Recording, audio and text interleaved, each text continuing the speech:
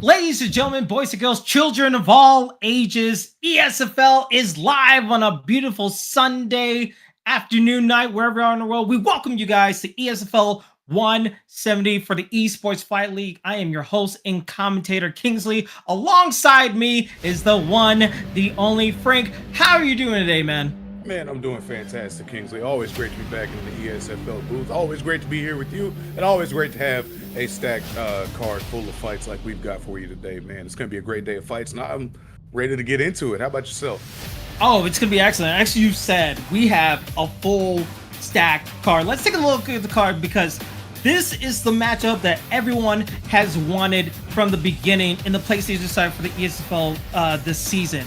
GOAT versus Romero, and breaking news, it's going to be a best of 3 for the ESFL PlayStation 5 title. A big banger of a main event. Then going down the card, you have Papadoc going against what remains of Verestyle in a top 5 matchup. Then going down to the main card, you got Treehouse versus Wavy, you got Bum versus MG, Nasty versus Storm. Then prelims, 3 amazing matches for you. Pug versus Ziggy Boy, MTJ versus Tech, and then Marcus versus Amazon.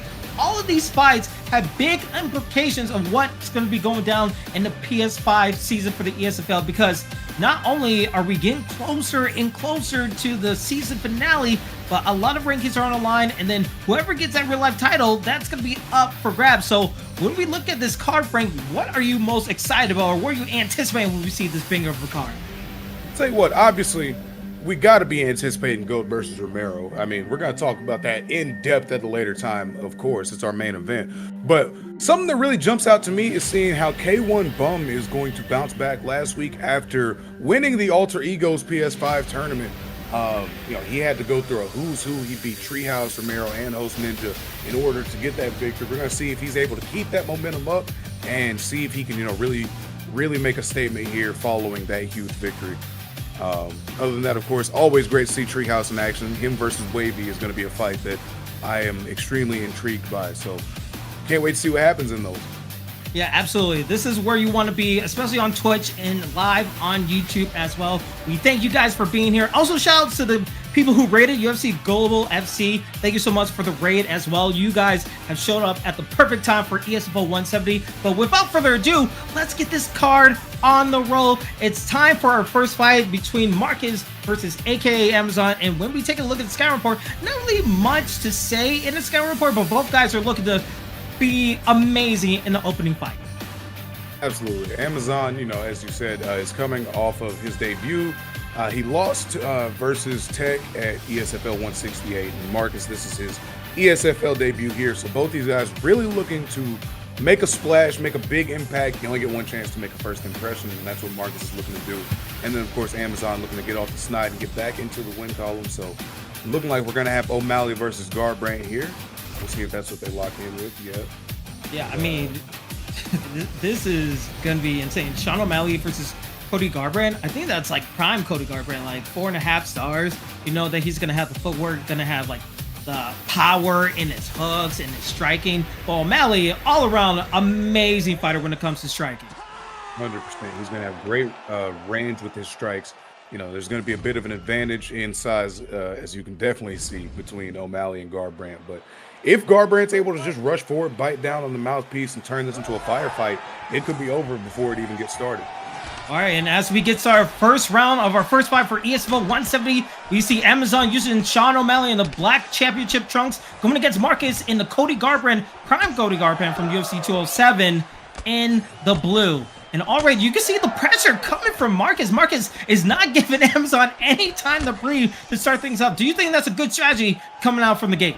Yeah, absolutely. I mean, you know, somebody like O'Malley has fantastic kicks and, you know, as I mentioned, the great range. So you got to crowd him, especially with Cody Garbrandt, those fast hands. You can get on the inside. You can try and mix things up. And he's doing a great job, for the most part, of avoiding the big strikes coming back his way.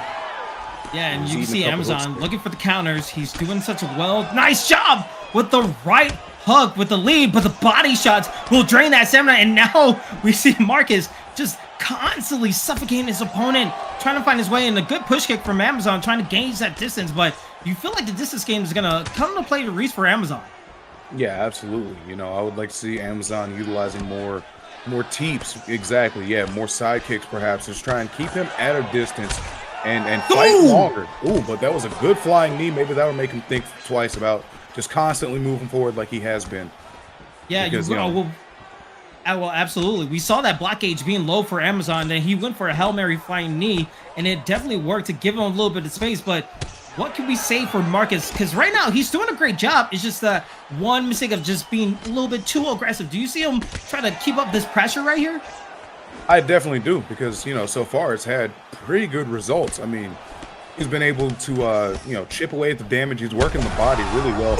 Ooh, but that might make him back up a little bit. A massive uppercut there is going to rock him. And, yeah, now he's going to take a second try and recompose his game plan, but not getting too far out of the office, Kingsley. He seems to think that his bread's going to be buttered right there on the inside, and he's sticking with that game plan so far.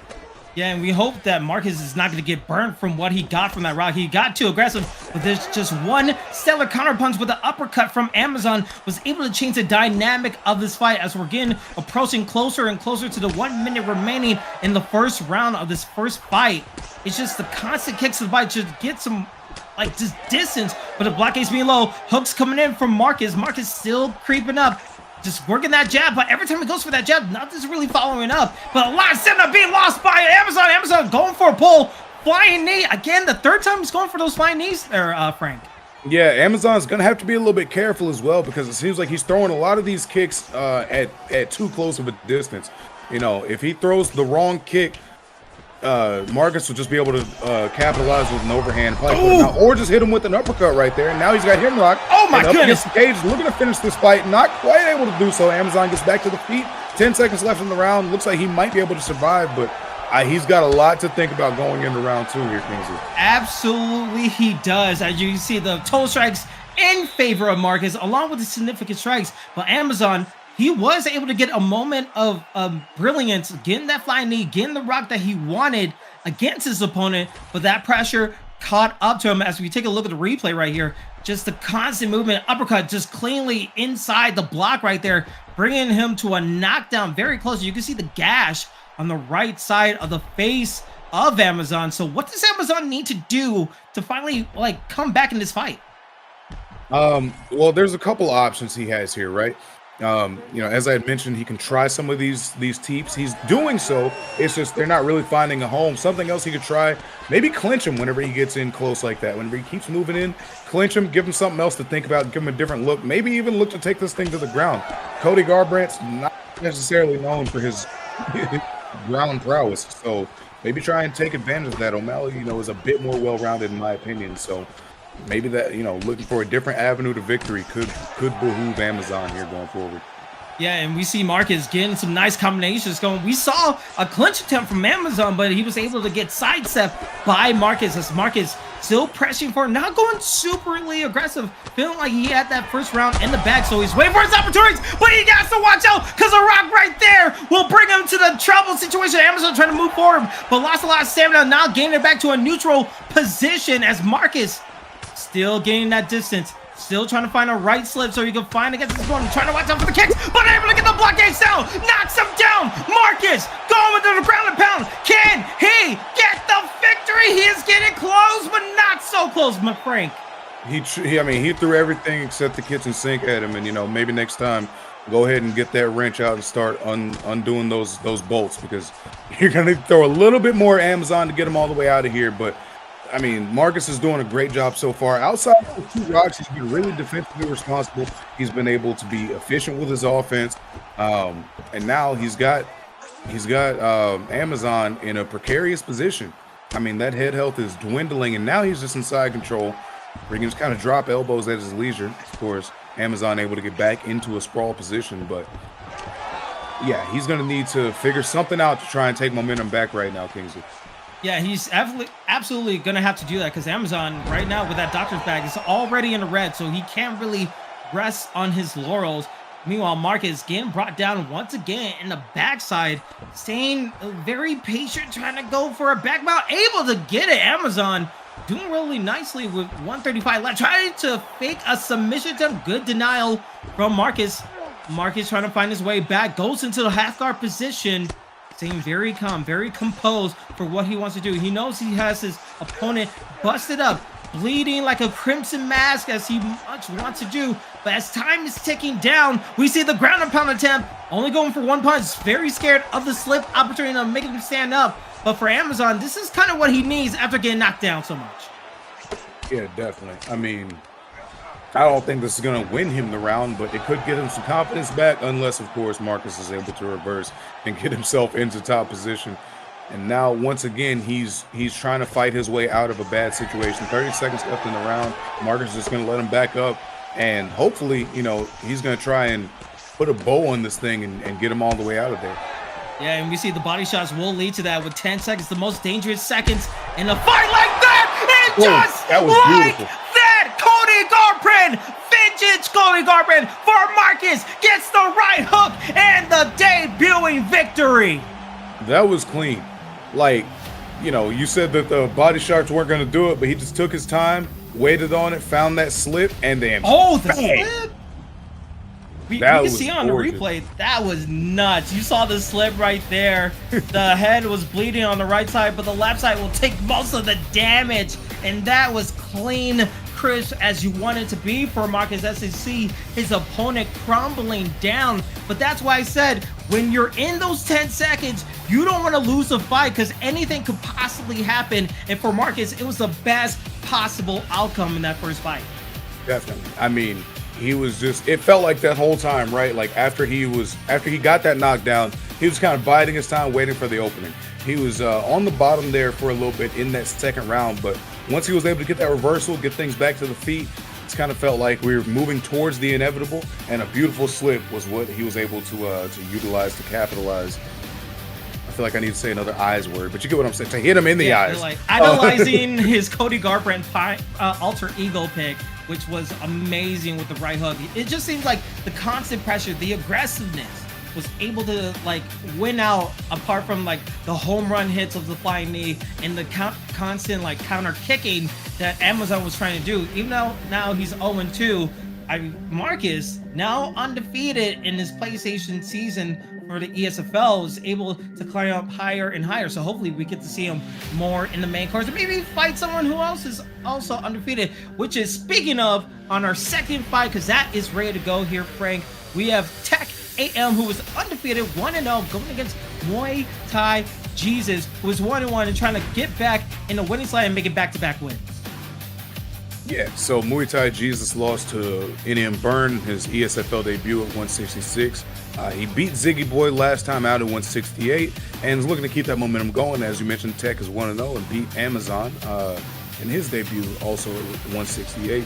Looks like we're going to have a nice little kickboxer's delight if they lock in with these picks. 2011 Anderson Silva and Israel Adesanya. This is a dream match if I've ever seen one, right? Like this is the kickboxing match of your dreams for sure. And like we saw it once before, and Israel Adesanya was able to win that first victory. But seeing it, Prime Silva versus Prime Israel Adesanya, both guys 5 stars in the kickboxing Outlaw. Do you think we're gonna see like question mark kicks and like? Do you think it's gonna be very kick heavy? Maybe we see some leg kicks, or do you think we're gonna go straight into like actual striking?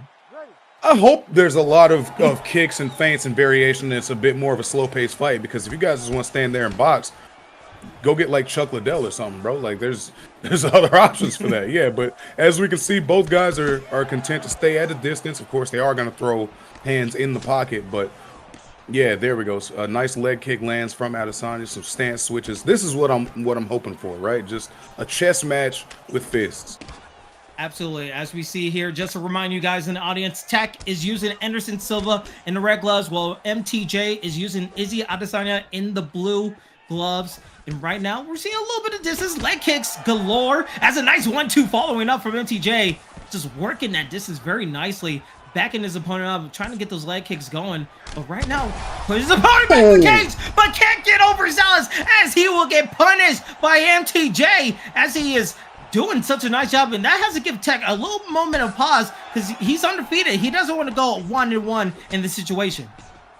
Yeah, no, for sure. That'll definitely give him something to think about. He was just a bit too close whenever he threw that kick, and he paid the price. Fortunately for him, he's still in this fight to learn from that and make the adjustment going forward. But he's got to be super careful, because yeah, no, that's dangerous, brother. You don't want to get hit in the mouth. It hurts. Yeah, you don't want to go against it like a Dylon. Dylon, you say you get too close and then he'll just choke you out and just put you to sleep. You don't want any part of that from MTJ. But MTJ doing a nice job trying to work on the body a little bit more, gauging the distance, knowing when to bring himself out or bring him to the center of the octagon. But meanwhile, Tech doing a little bit of slip, very out of position in Tech. I feel like the jitters might be getting close to him. He gets a nice pull, but not really able to capitalize. I hope he doesn't go for another kick, but with 2 minutes remaining, anything is still possible in this contest. I'm really liking what I'm seeing from MTJ so far, because he's doing a great job mixing up the stances, mixing up the timing, and just not really letting Tech get comfortable from what I'm seeing. And beautiful uppercut lands there, as it looked like he was going for a body shot. But, you know, he's exactly what I was about to say. He's switching stances. He's utilizing the open stance to get the body shots off. He's mixing up his levels. He's timing everything super well. And yeah, right now I'm seeing a very, very good fight being fought by Muay Thai Jesus. We'll see if Tech can figure out that rhythm and figure out what he can do to disrupt his opponent, because right now it looks like he's fighting off the back foot and trying to find an answer. Well, that's a perfect way of saying that. He's fighting on the back foot, and it seems like every time MTJ goes for a strike, he has to answer for Tech's movement. So Tech needs to get very unpredictable, because, again, the catches, the uppercuts, so when he's ducking down, everything has to answer for what Tech is going to be doing. So everything he has for game plan A, he needs to go to game plan B, C, D, F. He needs to change up everything he's doing, because with 15 seconds left, you don't want to give him any more momentum. And body shots like that, along with another body shot, gets a nice head kick for his troubles, but able to get blocked as we go to the end of the first round. And Tech has a lot of work to do if he wants to get back in this fight. Yeah, for sure. But I mean, you know, that's why they fight. That first round, maybe he was just going into it trying to get a download, trying to figure out some information. You know, yeah, maybe this is all part of his game plan. But at the same time, maybe he's really going to make an adjustments. Maybe MTJ gets a bit overconfident. Maybe I'm going to say maybe again. Either way, these guys are looking like they're going to put on a great fight for us for however long it's going to continue to last. Muay Thai Jesus is doing a great job right now at picking his shots, and I feel like his accuracy is very good right now. Yeah, to put it simply. Well, we'll have to see how it goes in the second round, because we saw a little bit of replay, and to Tech's credit, he was able to fake a body shot into a leg kick, and that really helped him out to get some momentum. But now with hooks like that from MTJ, using the Izzy Adesanya pick, it's just all about, can he not get too close where he can use Silva's gifts, maybe go into a clinch, maybe try to work a little bit more of the body. That's a good start, but every time he goes for a nice start, he gets hit with a 1-2 and it's straight into the body, and Muay Thai Jesus still doesn't have like the fear put on him. He feels confident with his rhythm, and I feel like that might bring him to even more damage against his opponent. And once again, that kick is getting caught, so it just proves that Muay Thai Jesus has a read on what Tech is trying to throw at him right now. And, you know, Tech's got to figure out some kind of change in pace, whatever that may be. If it is the clinch, like you alluded to, if it's throwing a kick when he wants to punch, okay, maybe not that one. You might get might get caught at a bad range. But you get what I'm saying? Like, Yeah. just do the opposite of what you want to do, just to try and throw him off a bit. He's trying it. He used a flying knee. He put his opponent's back to the cage where he caught the leg. That's something he could possibly do, but it's such an awkward matchup, right? If you're not used to the orthodox versus southpaw matchup in these type of fights, then like sometimes it throws your timing off. Now we see Izzy switch his stance, and MTJ feels confident to get more striking power with his Izzy pick, but Tech. That's another thing ahead. you were talking about. The it can be awkward with the stances. Tech has mostly fought from an orthodox position, whereas Silva's a natural southpaw. Now, I'm sure his switch stance is high enough that it's a negligible difference, but I wouldn't say Muay Thai Jesus has been stuck in a stance at all this fight. You know, he's been in orthodox for about 30 seconds. He'll probably switch it up again here shortly.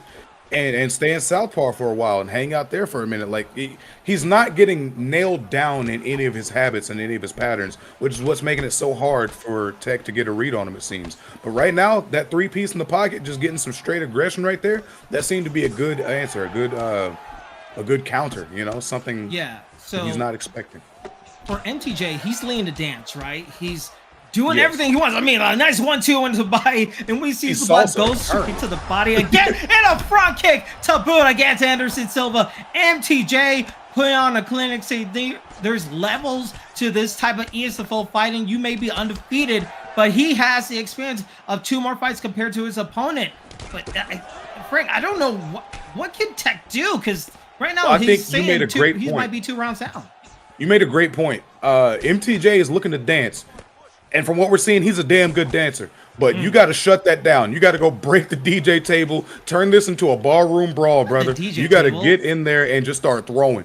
I mean, at this point, some good music. Like he's playing some good songs. DJ got to go through the table. Oh, we're not playing that no more. You got to go out there and just start throwing, brother. Because hey, it might not be pretty, but at this point, you're down 2 rounds. You're not any farther from knocking him out. Just go out there. I mean, is that a great idea? Probably not. That's why I'm not in the cage fighting. I'm not good at coming up with fighting adjustments on the fly. But I just think that at this point in time, like you gotta throw caution out the window and just try and go fight, man. That's because there was some success he was having when he would just stay in the pocket and mix it up whilst MTJ is trying to dance and throw these combos and pick his shots. Don't give him time to pick. Just go make it ugly. Yeah, and now I feel like for Tech, he needs to go to the DJ table and change the tune to let the bodies hit the floor, because that's what he's going to need in this 3rd and final round. He's going to need to get a knockout and get a finish to win this, because right now he is staring under the barrel of a loss against MTJ, who is putting on a 2-round clinic against his opponent. But let's see what can go down as another counter shot lands. Yeah, he's got to be super careful. I know. I was just saying, like, you gotta go mix it up, and I know that, you know, you see that health event start, and it is absolutely nerve-wracking. But as I was mentioning, he was having some success in there, just switching things up and just getting ugly. That block meter is going down, you know. Yeah, and we also saw that the toe strikes landed percentage we saw in the lower third. It's 42-26, almost double up than what Tech has been doing. So it's not only that he's throwing, but he's not connecting with his shots. And it's just a distance game from MTJ that's just been giving him fits. And right now, there's hardly any Dr. Badgers, any health events that's going on to MTJ. He's just been dominating so far. And just you can see the time ticking away for Tech. And I want to see him just land like a 3-piece combination, because it seems like he's leaning with the jabs, but he's not able to get anything going. Yeah, I mean, at this point, I'm not saying the jab doesn't exist, but like, you got to be throwing leather at this point, you know? Like, and then he tried to go in and follow up, but got caught by that up kick. And it's just, you know, that's been the story of this fight. Every time Tech tries to go for something new, Muay Thai Jesus has an answer.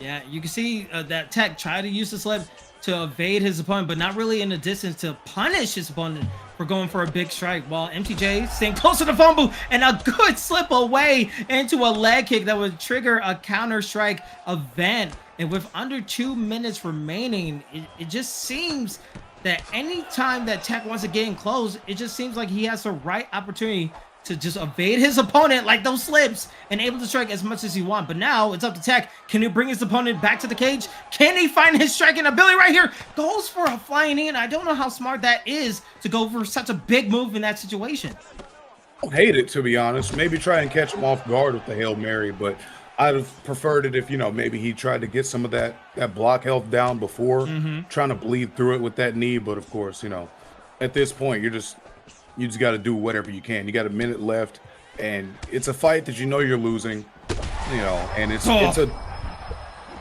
terrible situation to be in. But you know, shout out to Tech because he's staying in this, still trying, you know, to put that effort forward and trying to win this fight. It's just, you know, sometimes you get matched up with somebody who's simply at that point in time better than you are, you know, and that's no shade, no.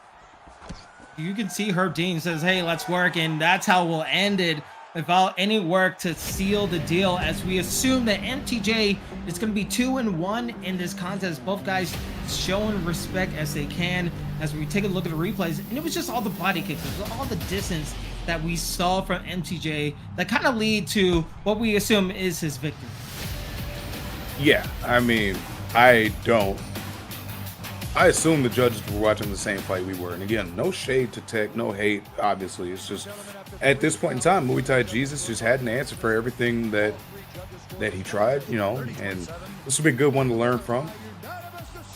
Yeah, and we heard from Bruce Buffer that was 30-27 in favor of MTJ as he gets the victory and now becomes 2-1. And while Tech was undefeated before, he is undefeated no longer. He drops to 1-1. And as you said, hopefully he could learn from this, maybe go back in the lab, maybe do some tape review to see what he did. It just seems like he was so like stuck in the way, and then once he saw his opponent just like landing so many strikes, it just seems like he couldn't come up with an answer. 115 to 77, 51 to 32. It just seems like complete domination from the get-go from MTJ. Yeah, and sometimes that happens, man. I feel like you can't really get out of the blocks. You know, once things don't really start going your way, it's hard to get, you know, back in front of that 8-ball. And, you know, it just kind of starts snowballing there for him. And nothing to do except, you know, say good game and move on, right? Like, good fight to Muay Thai Jesus. Can't wait to see what he's going to do here going forward. Can't wait to see how Tech is going to bounce back and rebuild. Yeah, absolutely. Sometimes that snowball turns into an avalanche, but for a good reason, where it just leads to an event where you're able to just recoup, get it back up, and maybe get a victory the next time around, as we'll hopefully see these guys in the future of ESFL cards in this season. But going to our next fight, which is the last of our prelims, it is going to be Ziggy Boy going against K1 the Pug. These guys are looking for a massive victory, as Pug is coming off of a loss in the scouting report, but Ziggy Boy is also desperate for a win right here, Frank. Yeah, absolutely. Ziggy Boy lost in his debut against Muay Thai Jesus, who we just saw is no slouch. Whereas the Pug won his debut versus Spooky and beat Reaper, but lost to Wavy at 166. So he's trying to get back into the winning column. Shout out to Pugs everywhere.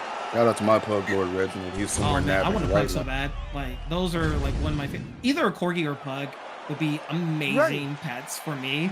But I'm sure there's nothing going to be any cute about this third fight that we have for ESFL 170. As Ziggy Boy, I think it's going to be Charles Oliveira in the red gloves and the yellow trunks, going against Pug in the Islam Makhachev red trunks, blue gloves. This is sure to be a bit of a banger here, Frank. See, I want to root for Pug because, you know, his name is the Pug, but then you come out in red shorts, blue gloves. Like, come on, brother. You're all over the road here. Like, what are we doing?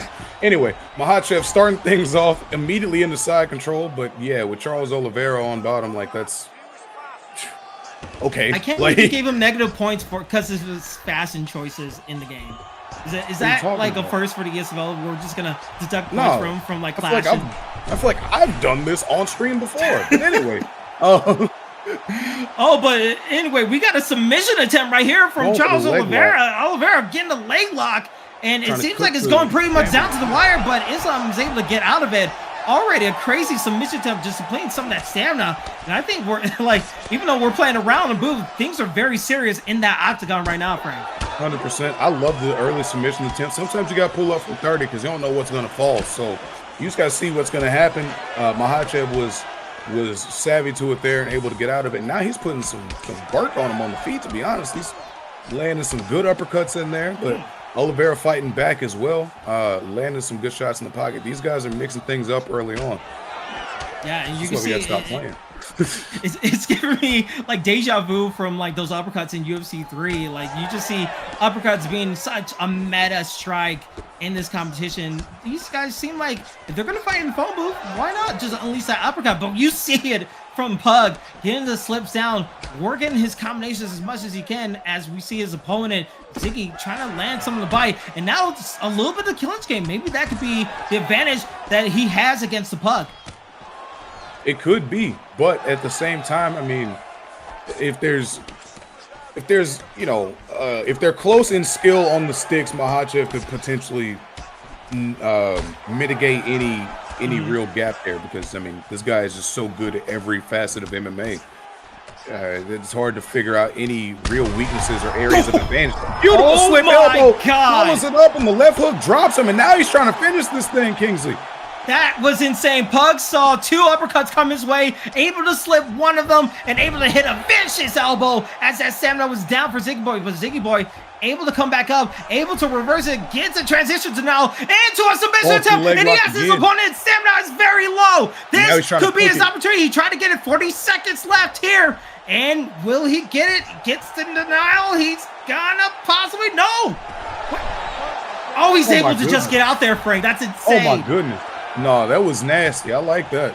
that was crazy. Like he just immediately just trying to force an opening, just changing the complexion of this fight. And I feel like it's not a Charles Oliveira fight if he doesn't get dropped in round one, right? As you say it, the commentary occurs. He just got knocked or rocked in the last second, and Pug was not able to really go forward in advance to bring him more even down. But hopefully we get to see in the replays right here. Look at that uppercut just missing for the elbow. It just seems like Pug has the biggest advantage when it comes to striking, and it's up to Oliveira. Can he go back to the ground game and get us another submission attempt? Yeah, I'm willing to agree with you there. It looks like the Pug has the advantage in striking, but if they get to the ground, Ziggy Boy looks extremely dangerous. The Pug's gonna have to be on his P's and Q's at all times. And he's gonna have to, because right now that head health, every time he's getting hit with a right hook or an uppercut, he is losing significant head health as much. Oh, but an uppercut with a nice slip right there. That is a very excellent answer back there. Yeah, the elbow in the clinch was nothing nice either, man. He's a little bit of funky animation there, but they end up out of the clinch and now just in the middle of the in the cage, just trying to figure out who's gonna really be able to press their advantage here, Kingsley, because it seems like the second somebody lands something big, their opponent comes back with something else. Well, that's the thing, right? Every time we saw someone get forward, it was just that one slip after that opponent feels super confident, and then they get punished for it. So right now, in this phone booth, you see it, Pug able to get a left hook, attacking the body a little bit more, but now, what can he do? What can he follow up? A good clinch attempt from Ziggy Boy to just mitigate some of that damage, but he is getting pressurized right now. Absolutely, but I love what, you know, how the Pug was able to mix up levels. He rocks him to the head and immediately starts digging to the body. Either he's going to drop his hands or you're going to start taking his body away too. Either way, that's putting you ahead, you know. So very smart fighting, very great, very good high-level striking from the Pug Gaming.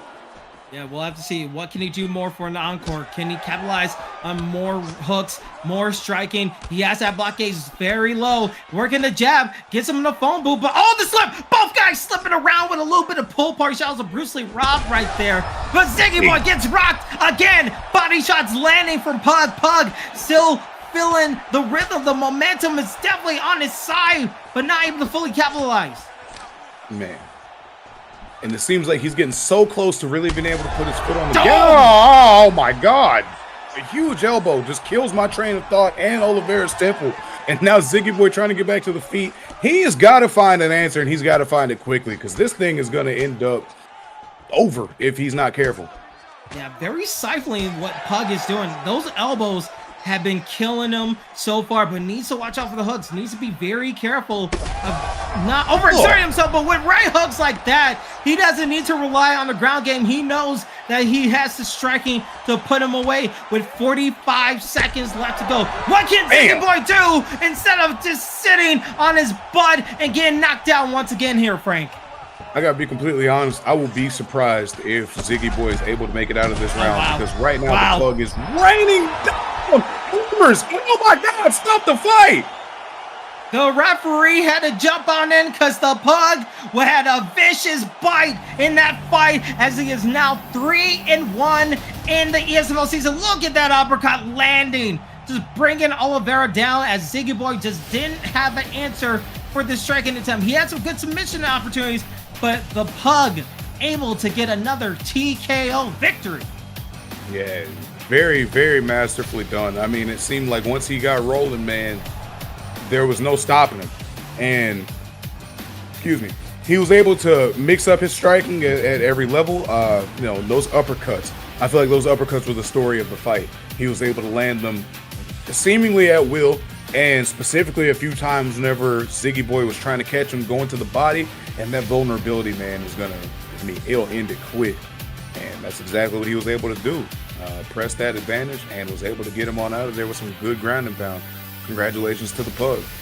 Yeah, absolutely. It seems like the story of this whole card, especially since we've seen in the prelims, is just pushing on that pressure, making sure that your opponent doesn't really have time to really formulate a plan, and that puts that fear in them. So hopefully we get to see more as we're done with the prelims of ESFL 170 for the PlayStation side. Again, for our main event live here on Twitch and on YouTube, we still have coming up GOAT versus Romero in a best of 3, so you don't want to miss it out. That's for the ESFL PlayStation 5 title coming along the way as we move on into the main card. Our 4th fight is ready to go, and this one, Frank, is a bit of a banger, maybe a sneaky banger for the people who don't know, as it's going to be number 25 ranked Nasty, who is 1-1, going against number ranked 24 in Storm, who is 4-4. Probably has the highest fights in all of the season. So what are you looking forward to in this type of fight? Well, both these guys consider themselves good pressure fighters with good takedown defense. So I'm very curious to see whose pressure is better. Who's going to take that first back step? You know, I mean, both these guys have experience, but Storm, like you said, a wealth of experience. 8 fights here in the ESFL with a very mixed bag, being 4-4. Is that experience going to come into play, or is that just going to be more film for Nasty to study and exploit? We're going to find out. We've got Nasty using Max Holloway. We've got Tapuria being used by Storm. And, you know, this is a fight that I'm looking forward to in real life, even though in real life, I think Max is going to take it to him. But I wouldn't be surprised to see Tapuria do the impossible again. Hey, it could be a double title fight. You have the BMF title versus the actual UFC championship that Tapuria has, and that would be an absolute banger of a card. Maybe in a Spanish stadium, that would be amazing to see. But right now, we have it here in the ESFL where you can see all these 3 matches. And so far, again, pressure fighting is been the biggest key for all these fighters that we're seeing. But pull counters like that, what can you do against the pressure? Will it be the slips? Will it be the counter shots? What can you do to answer back? And Holloway, he has stamina for days. He could constantly box you to Kingdom Come, especially in 3 rounds, but you can't do anything against a flash rock like that as Storm is bringing the Storm against Nasty. Yeah, Storm has thunder in those hands, seriously, because Tapuria just one shot and it was immediately able to rock Max Holloway. Rock Max Holloway. That's not something that happens often. So the fact that he was able to do it and do it so easily early here in the first round, there's got to be something that's a bit worrying for Nasty going forward. I'm also liking what I'm seeing where he's mixing in these body shots. As you mentioned, that Holloway gas tank is never ending. You got to do something to put a dent in it, and you got to start it early. Yeah, and that's the one thing that we love to see from Nasty, right? Even though he got Flash Rock, he's not really overly concerned. He's not changing his game plan. He's still moving forward, and he's landing. He is connecting with these hooks, these 1-2s. They're all connecting against his opponent, and now it's up to Storm. What can he do to put that pressure on again and find that right counter? Because right now, with 120 left in the first round, Nasty, even though he got rocked, he still has some opportunities, especially with those body shots. Maybe try and catch him quality over quantity, right? You know, Nasty is very content to just throw a lot out there and just pepper you. So you got to try and maybe just wait on that one. And because clearly we saw it with that hook earlier. You know, Topuria's got the power to really make an impact with a counter shot. So maybe just weather this early storm, let him tire himself out a little bit, and just try and find one counter that'll really change the complexion of everything. Yeah, and we'll have to see if Nasty can be a weather predictor, because right now he is going through a hurricane right now as he gets slammed down to the center of the octagon after getting rocked once again. And right now, anti-side control getting denied, and those elbows are raining down as you see a pool of blood already circling in the center octagon. And oh my goodness, he's in a crucifix position, able to get a nice slide over into side control. But now Storm, he is going amazing. He's going absolutely sicko mode in this situation. Do another weather pun. He's able to get the leg out of there and continue to just keep this pressure on from top position. But now Holloway able to get himself back into half guard, but just immediately slices right through it again to Topuria. And he's got side control, 5 seconds left, maybe time for a few more elbows, but only able to get one in there as the round ends.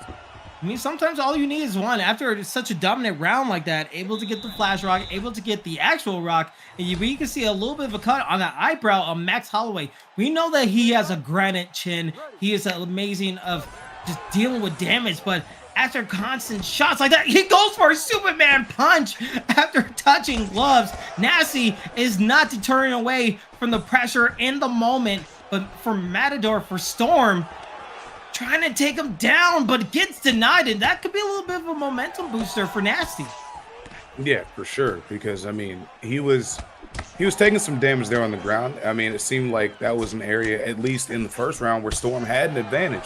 And so it's got to feel good to be able to stop him from getting there and to just go back to doing what you were doing, which is putting an insane amount of pressure on and just keeping that up, man. Yeah, we'll have to see if they can keep it up consistently throughout the second round as we're approaching closer and closer to the midway mark of the situation. But right now, Nasty trying to go for a simple straight, but gets punished again. The third rock for oh, but he used a lot of stamina. He needs to watch out for the body. Those body shots are landing. Nasty, can he steal it? Can he win it? He is getting closer. That blockade is low. That head out is low, and he just managed to survive. Nasty was so close to stealing this whole thing here, Frank. And he's doing the smart thing, in my opinion, just letting him back up so he can try and continue to exploit that advantage. Because right now, it's looking like things are going great for Nasty. He was able to just really destroy his body health, get a nice rock to the head, but he continues to go to the well one time too many and gets dropped for his troubles by an uppercut. And now this thing is back on even footing. But that footing is very shaky, Kingsley. Good Lord. We're on shaky ground right now because either one rock can change the whole scenario. 3 rocks going against the Max Holloway slam goes well, but a good denial. Stamina very even for both of these competitors. Who is going to make that fateful mistake? Who is going for the winning knockout? Because it seems like we're not even going to get into a third round. Blockage being low for Storm. Storm still backing up as much as he can. Try to use a jab. Goes for the body shots. Not really fully connecting. Nasty still approaching forward. Gets a nice scissors. Trying to go for a head kick, but not able to get with the block. Hey, these cats are fighting, brother. Like, they are in there mixing it up. It's hard to call because it's just so back and forth at all times. Like, Nasty moving forward, just continuing with the hooks. A massive overhand lands, and now he's going back to the body, trying to drop him. But Matador Storm able to continue to stay defensively responsible just enough to keep himself out of trouble and trying to fire back here. Yeah, but he needs to watch out for the stamina. 40 seconds left. Again, we're approaching that danger time where you feel like you're invincible, but only one shot will do it. The slips could be dangerous. That's 1, 2, 3, 4 from Topuria, from Storm. Seeing that his fight was flashing before his eyes earlier. Able to stay back in. It goes for the Superman. You were saying that was not landing. It could be close. Oh, elbow, that could have landed, but he just didn't fully commit as we're going to a third and final round. Woo. And what a fight we are in the middle of. You were saying that both these guys need to watch out for that stamina bar, Kingsley. I think both these guys have a lot of things on their minds. That stamina bar is nowhere in there. They're not considering that even a little bit. You can't take it with you. This is the third and final. Let it go.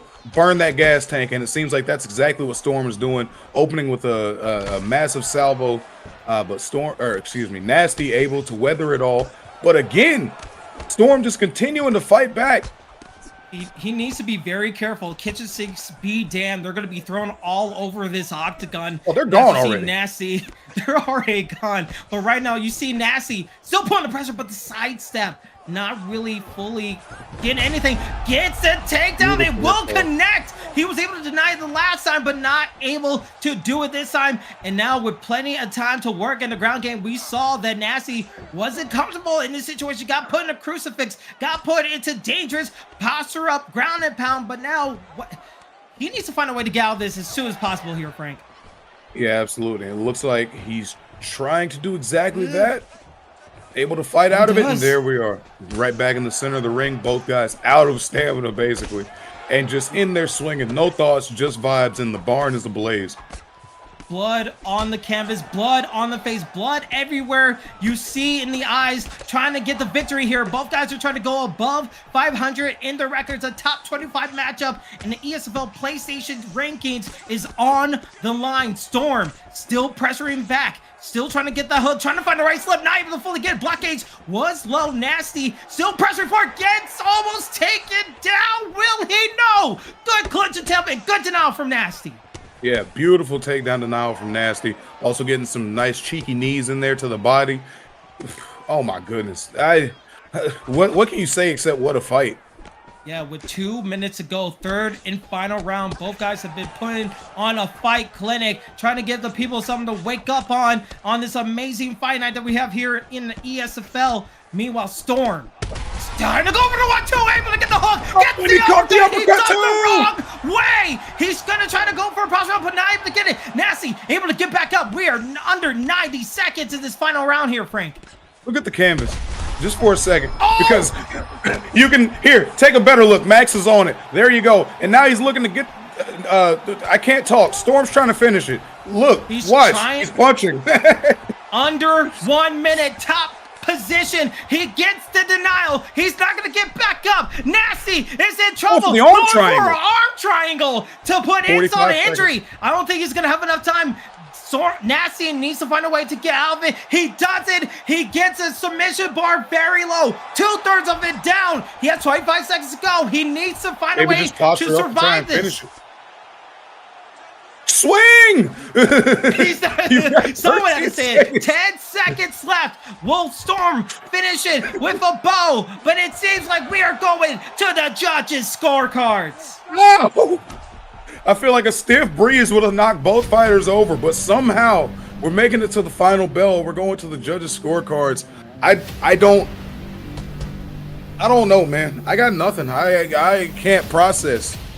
Can we just have that in a GIF, just like you in the video, just saying swing? It's just like I want to it's just doing that. And as we see, it is STK Storm who gets the victory. A very amazing matchup that was 29-28 in favor of Storm as Nasty was getting close. I feel like Nasty won the second round and got very close. But for Storm, the first round and that third round, getting what he wanted, was able to prove to be the victory strategy for Storm. That fight was incredible. I can't say anything about it except for I got to write it down for fight of the night consideration. Hey, I did say, as soon as we got in that second round, I saw that Nasty was getting close and close to possibly it. He was like maybe what, 2 shots away from finishing it in that ground and pound situation, especially on the side where it's hard to predict where you can go with your striking, if he's going for a jab or a hook. He was that close of still in the whole thing. So definitely, if anything, we have to see how the other matches go, because again, we have GOAT versus Romero, we have Verestyle versus Papadoc still in the co-main and main event, and that might be our fight of the night. What the hell is going on? It is ESFL 170, and make sure you get your predictions in the Twitch, YouTube. We show love for you guys. Make sure you subscribe, because I'm definitely going to check out the bot after this, because this fight 100%. has been insane. Not only do we still have GOAT versus Romero, not only do we still have Papadoc versus Verestyle, we've got Treehouse fighting next. Kingsley, if I'm going to be completely honest, I don't know if I can say this. I'm going to need a cigarette before this card's over. This is ridiculous. What is going on?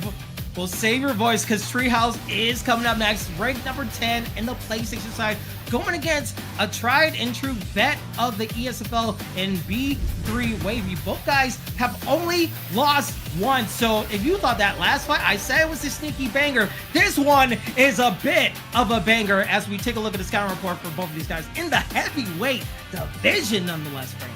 Man, well, if you've seen ESFL, you've seen Treehouse, you know that this guy is a grappling wizard submission specialist. Digital Gordon Ryan, if you will. But Wavy, of course, is also a machine, 5-1. Currently at the top of the seasonal leaderboard. He's got, or I'm sorry, not currently at the top, but he's very close to.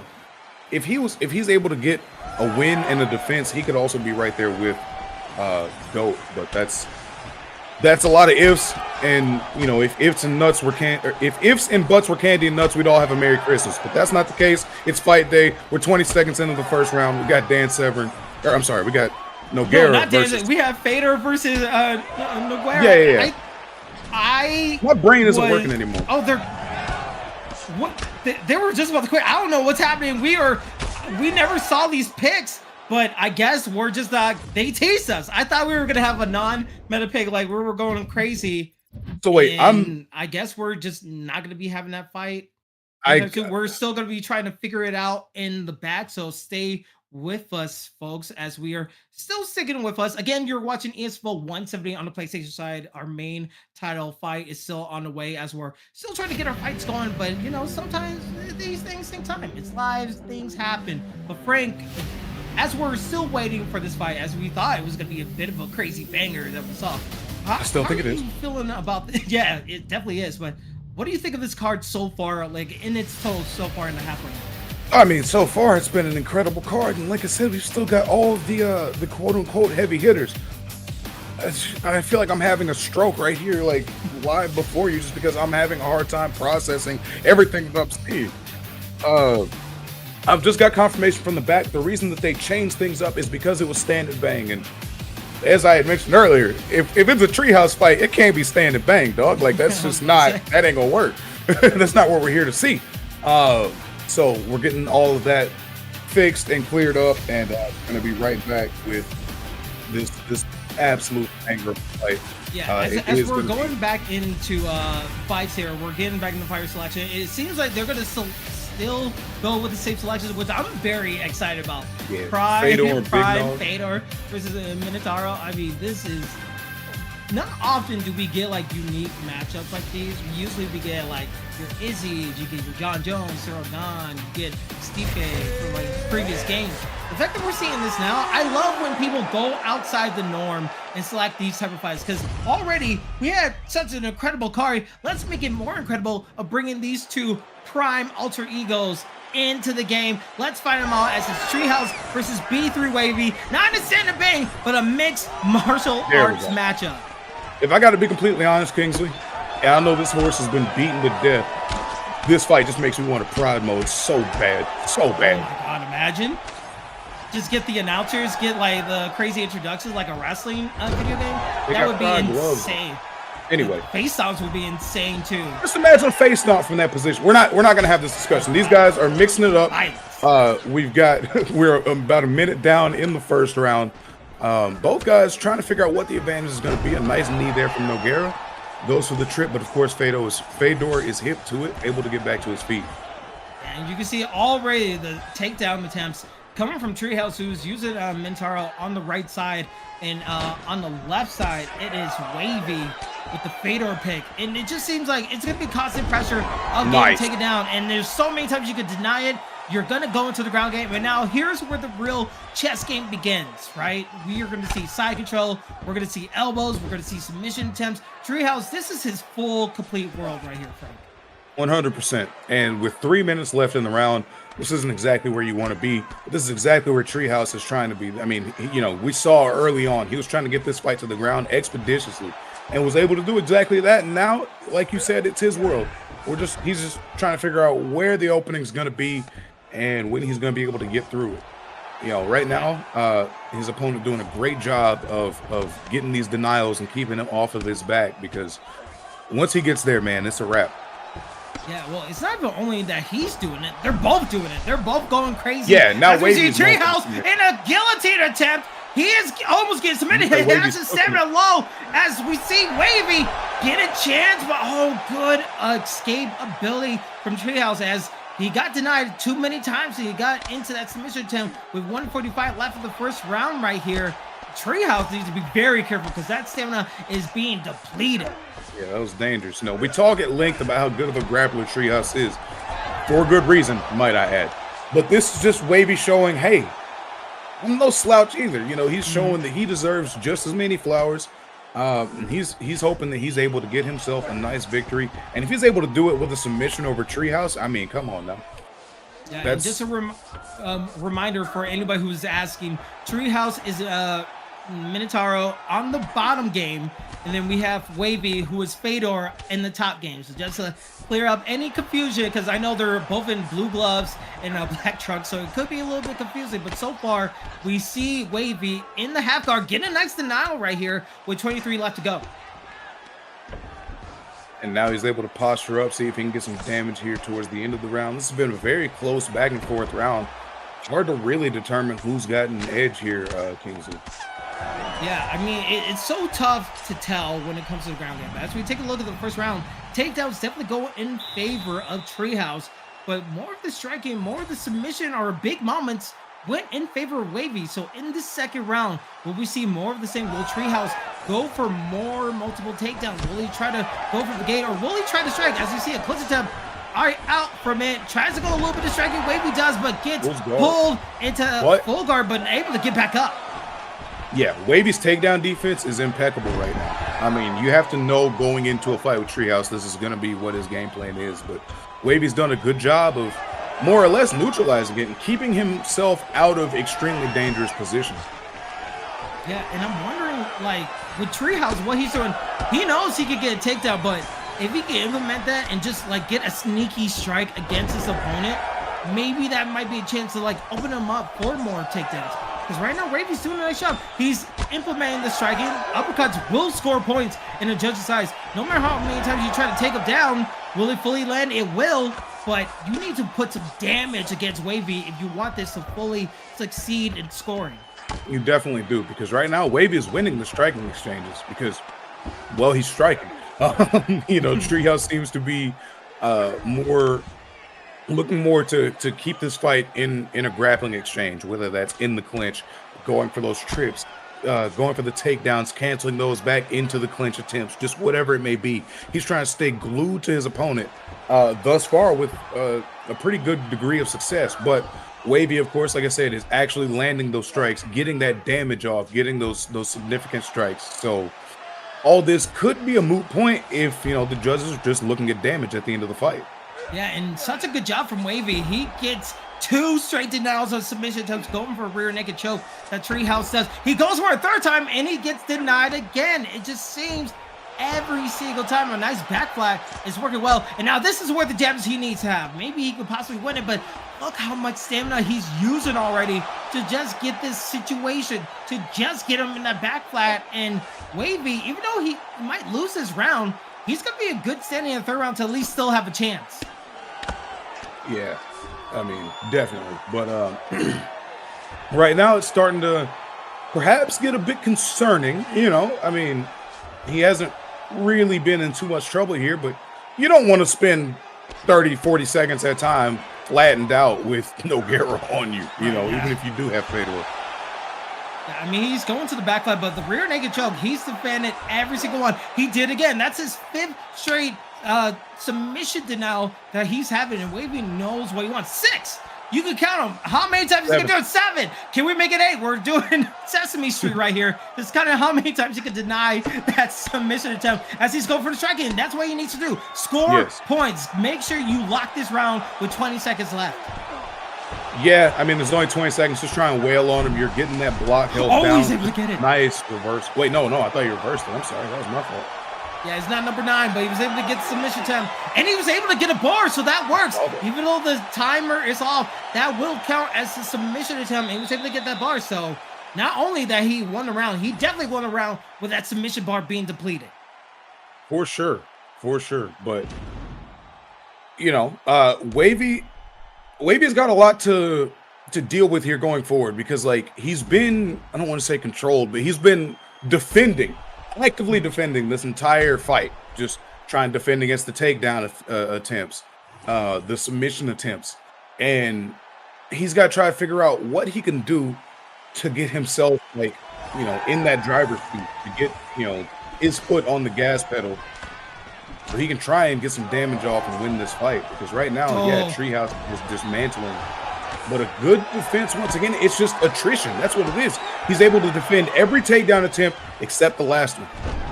Yeah, and he's doing such a great job at it as he gets taken down once again. He was able to get an uppercut. He was able to get some hooks, but now Treehouse with a third and final round, maybe possibly down. Well, actually not even down. It could be even out with Wavy winning the first round and Treehouse winning the second round. This could be the very much a deciding round for both of these competitors. And Treehouse doing a nice job in half guard. He was able to get denied, and get some of that stamina back will prove to be a big difference. Yeah, I really think it depends on how he scored that first round, because now some judges can be like, oh, well, Treehouse was controlling him for the most part, figuring out, like, dictating where the fight took place. The second round, I feel like that's an easy, you know, an easy win for Treehouse. He had, what, 3.5 minutes of control time, it felt like. Yeah, it definitely felt like that, but this is the big thing. Wavy was able to get out of it, able to deny most of it, able to get Sam back up. It's just the constant pressure. So many denials. I would love to see the stats of how many denials he's had, because he's connected with these hooks. He's connected with another hook. He's using all of it, but gets speared down into side control. I gotta be honest, man. Treehouse is on his ass like back pockets. Like, he's not letting up. He's just every second of this fight trying to make sure that his opponent is in his grip. And I mean, to this point, it's worked. I feel like he hasn't, Wavy hasn't had a second to breathe the whole fight. Yeah, but as soon as we say that, we see the doctor bag on Treehouse's icon. He's getting hit with some blows, and he's getting denied. Even though he's getting takedowns, I haven't seen really much damage on Wavy. Wavy has been doing such a good job as he gets a takedown there. And if he just lands like one elbow, he's done as much damage as Treehouse has done this whole third round. Fair enough, yeah. I mean, yeah, no, but at the same time, now you've got Treehouse in full guard, but he's postured up, uses it to stack. Oh, and he's this landing is some punishing. good shots. This could be dangerous. With 1 minute to go, we see now Treehouse is going for a body shot, trying to go for a clinch right here, trying to bring his opponent down. Can he do it? Good, just pull away from Wavy. Wavy, man, trying to answer back, gets another hook. That hook has been money for him so far. Gets taken down, possibly once again. That might be it. I was about to say, you could feel it. Wavy was looking for that perfect shot. Maybe an uppercut on the takedown attempt, but wasn't able to get it. And now 15 seconds left, and yeah. Oh wait, he might have a chance. He's going for a rear naked choke. Oh, he's not able to get. I thought he might have a chance to deplete it to get an actual submission victory, but we will go into the judges' scorecards, and however you judge that whole fight, I don't want to be a judge, but Wavy had a convincing. I mean, the striking was in his favor, but the ground game, the control, you have to give the Treehouse. Yeah, absolutely, 100%. It's just a matter of what are you scoring the fight on. You know, if you're out here purely from a damage standpoint, then I'd say you lean towards Wavy. Hang on, let me see if we can hear. Let's go to Bruce Buffer with the results. Oh no, we're not going to go to Bruce Buffer. We're going to have silence, but it does go to Wavy as he wins the fight. He gets the victory. I'm assuming it could have been a unanimous decision. Hopefully we get to see the judges' scorecards, but we're pretty much in agreement that Wavy, with his striking, proved to be the biggest difference in that situation. 76-30 in total strikes, 34 to 16 in significant strikes, even though the total ground control was in favor of 6 minutes. It was 29-28, 29-28, and the second judge went 28-28. Wow, So it was a big 10-8 round for Treehouse in that second round. It won judges high. And to be honest, like, I get it. Because he controlled him for over 3 minutes, it seemed like, in that second round.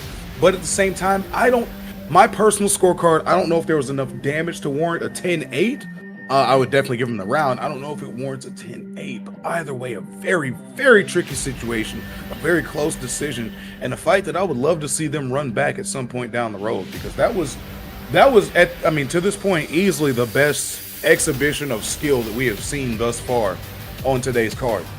I would say it's definitely an exhibition of like ground situation, like how to deal with someone who's constantly focused on the ground takedowns. How do you deny, like, it's kind of a spectacle in that kind of way, like checking the vibe, like, okay, in this situation, if someone's clinching you or trying to go for a spear, what can you do? What's the ways to counter it? I feel like Wavy showed what you can do against a fight like that. So kudos for both of the guys for showing us that unique type of fight that we've been seeing in ESFL 170. But for Wavy, I think he almost got 10-8 in that second round.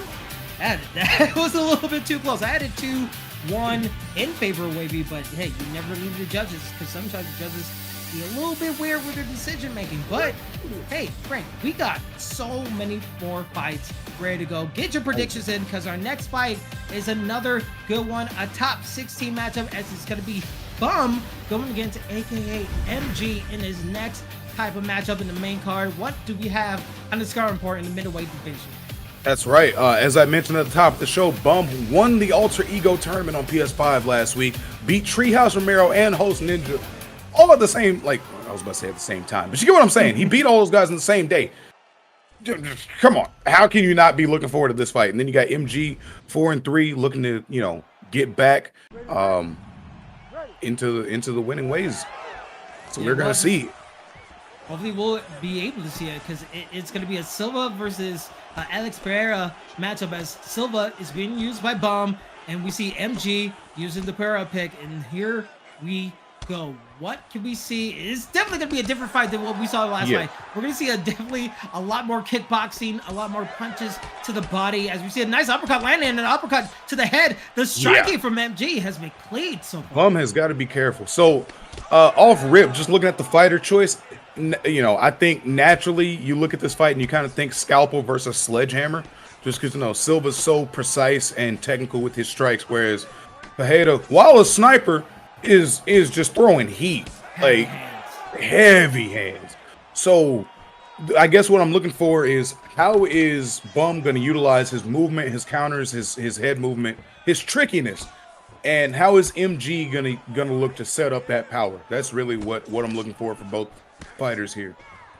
Yeah, we'll have to see how it all goes down, as the power from MG has been working well, and it seems like the body uppercut might be his move of his whole game plan. He might be looking at it as just a way to set up even more strikes, maybe going to the head, maybe going to the leg kicks if he possibly can, switching up his stance a little bit, while Bum taking this game, trying to go for a clinch, but not able to fully get into the phone booth with his opponent, as he's trying to gauge a way to just enter his opponent's space to occupy it a little bit more. I find it funny that MG is actually, using Pajeda as the one that seems to be doing more of the backing up right now. But again, it's not necessarily a detriment. I mean, it's not like Pajeda's not a world champion kickboxer or anything. The guy seems to be pretty good at it. It's just interesting to see, knowing what we know from his UFC fights and his style. Yeah, we'll have to see. Oh, and a good stifling straight from MG, able to bring his opponent a little bit of somewhat, and those knees are connected along with the flying. He connects with the knee to the body and onto the face, and Bum just ducking down at the wrong damn time, and that will bust open Anderson Silva, as Bum needs to find a way to get back in this fight. Yeah, that's got to be something that's that's less than ideal for Bum at this point in time. We'll just say, ducking at the wrong time, zigged when he should have zagged. Yeah, absolutely, and we'll have to see under 1 minute, under 50, trying to go for a flying knee, but almost gets caught into that situation. Bum sees an opening. He knows that his opponent, he went for 2 flying knees. If he goes for it again, he might have the right timing, but needs to be very careful of the head health, because as much as Alex Pereira is using his stamina, Bum is looking to see if he can capitalize and just find a way to get an excellent trade, as he just did right there with 13 seconds left. Yeah. And you know, as we close this round out, who do you think won it, Kingsley? Oh, don't put me on the spot. Usually I like to go with a rock and say, like, Pereira got the stun. He's able to get it with the significant strikes and the total strikes. I'll give it to MG, but Bum, it could be close. If that last judge's scorecard told me anything, that I can't really predict anything that's going to go down. I'm going to need to see the second round before I inform opinion, because right now, Bum using Anderson Silva, he needs to find a way to climb back from that rock and just maybe use a little bit more kicks, maybe a front kick, to just change up the pacing of this type of fight here. Another trip, but he gets caught by the up kick trying to go in. And I was going to say, maybe that could also help him out. You know, Pereira's not exactly the best on the ground, so instead of trying to, you know, fight your strengths, fight his weaknesses. Yeah, and right now, your strength might become your biggest weakness, because if you try to go for a clutch, if you try to go for a flying knee, you might get punished so easily. And what I'm saying, I like the slipping that Bum is doing. I just want him to do it at the right time. He did it the wrong time twice in that first round. I want him to see him do it at the right time when his opponent is moving forward, maybe in a long streak of combinations. Because MG, he is staying calm and composed, using those body uppercuts to just change up his opponent's stamina and just make him work. Yeah, he's doing a great job of just really digging into those body shots and peppering them in. You know, it's going to zap his opponent's stamina, but it's also going to make it harder to get a read on his striking pattern. Oh my God! That kick out of nowhere from Bun, able to get a knockdown, not even a rock, and he might have a chance. Oh my God! He did it! Oh my God! Bum out of nowhere steals the victory from MG. He is still undefeated, being 3-0. That one came out of absolutely nowhere. I mean, a beautiful head kick, landed perfectly on the button, and then the follow-up strikes. He had the right combination. He punched him into the safe, and now he's on his way to, on his way somewhere else. You get what I'm trying to say. The metaphor fell apart. I can't talk, Kingsley. Get me out of here. He's all the way down in the rankings because, man, oh, man, he was ranked number 7. MG felt like he had a good situation. He had the flying knee. He had the rock in that first round. He was doing so well. But in that second round, one head kick, I don't know if that was like a slip in the wrong way, because I thought he had a lot more head health than he did to get that rock, but it wasn't even just a rock. It was a knockdown rock, and into the sack guard, not able to get out of it. Man, Bum MG, I am feeling devastated, but kudos for Bum for probably getting knockout of the night and just taking the victory away from MG's hands. Yeah, for sure. And like you had said, man, if I'm MG, I'm feeling some type of way, but that's just, excuse me, that's how quick it all ends in the fight game, you know? I mean, one shot, one mistake, and we're already on to talking about what's next. And what's next is our co-main event of the evening. We got Papadoc taking on Verestyle. And man, like you said it, like apart from that fight, that was the co-main event. It is now time for our co-main event, as we are going to make sure you get your predictions in. We want to make sure that everything is all good to go, but we're going to be talking long. Hopefully we don't get into the fight just yet, to give a little bit more people time in the back to get your predictions ready to go. Because again, Papadoc versus What Remains of Verestyle in the co-main event, similar records, similar fight styles, but these guys might be in contention for whoever wins in the main event and gets another title shot opportunity here, Frank. Yeah, absolutely. That's, you know, what's always at stake, of course. We're getting close towards the end of our ESFL season, but, you know, right now, GOAT has the belt, has defended it twice, so right now he is currently in the lead. There's a lot of implications, of course, with that title fight later on, but this could also just plant some seeds for what could be down the road for whoever does end up winning that title later on tonight. Yeah, and we'll see how this all goes down, but this could be a number 1 contendership fight. This is a top 5 matchup, as we said before. Papadoc being ranked number 4, 3-2-1 is his record with 1 non-contest. And then What Remains of Verestyle, 4-2, looking, actually, excuse me, they're both 4-2. I said that beforehand. But in the bantamweight division, as I think everything is ready to go, we saw the prime Cody Garbrandt be a menace in the prelims. Do you think it can have the same results, especially the co-main high-stakes bout like this one? Well, it could, but this is Petr Yan, who is, you know, I think I had mentioned earlier. I think that Sean O'Malley was more well-rounded than Cody Garbrandt. I feel like Petr Yan is more well-rounded than Sean O'Malley. Now, at this current point in time, maybe it's a debate, but that's, again, another discussion for another time. We're going to put that over here somewhere. Right now, what I'm saying, I said all that to say, I think the expanded toolkit of Yan will serve advantageously for him here. Yeah, and we'll have to see. This is our co-main event of ESFL 170 on the PlayStation side. This is for a #1 contendership shot. It is Verestyle, uses the Cody Garbrandt in the blue trunks and blue gloves, going against Papadoc in the red trunks, red gloves, as he gets an uppercut run. Oh my God, it's a bloodstream, a barrage of punches. And man, we might not even see another minute of this fight because Papadoc is ready to seal the deal against this Cody Garbrandt. Papadoc not playing with him to start off here, Kingsley. I mean, immediately digging right to the body and capitalizes with a massive uppercut right whenever he's thinking about dropping his hands. And just like that, Verestyle is already in a horrible position, barely a minute into this fight.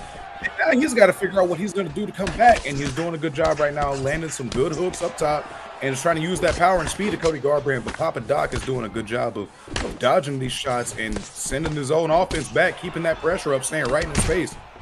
Yeah, and we'll have to see a good hook from Cody Garbrandt. We know that right hook is deadly, and that's what Verestyle is going to try to use against Papadoc. But Papadoc still pressing forward, but he's getting punished in these trades right here as both guys center of the octagon. Try to go for a slip, not able to get the full connection or bait his opponent out. Knees almost coming from Petr Yan, but Petr Yan not able to fully connect. Oh, what the right hook!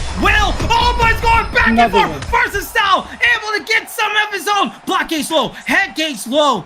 Cody Garbrandt, gets ankle picked all the way down as Papadoc changes the equation.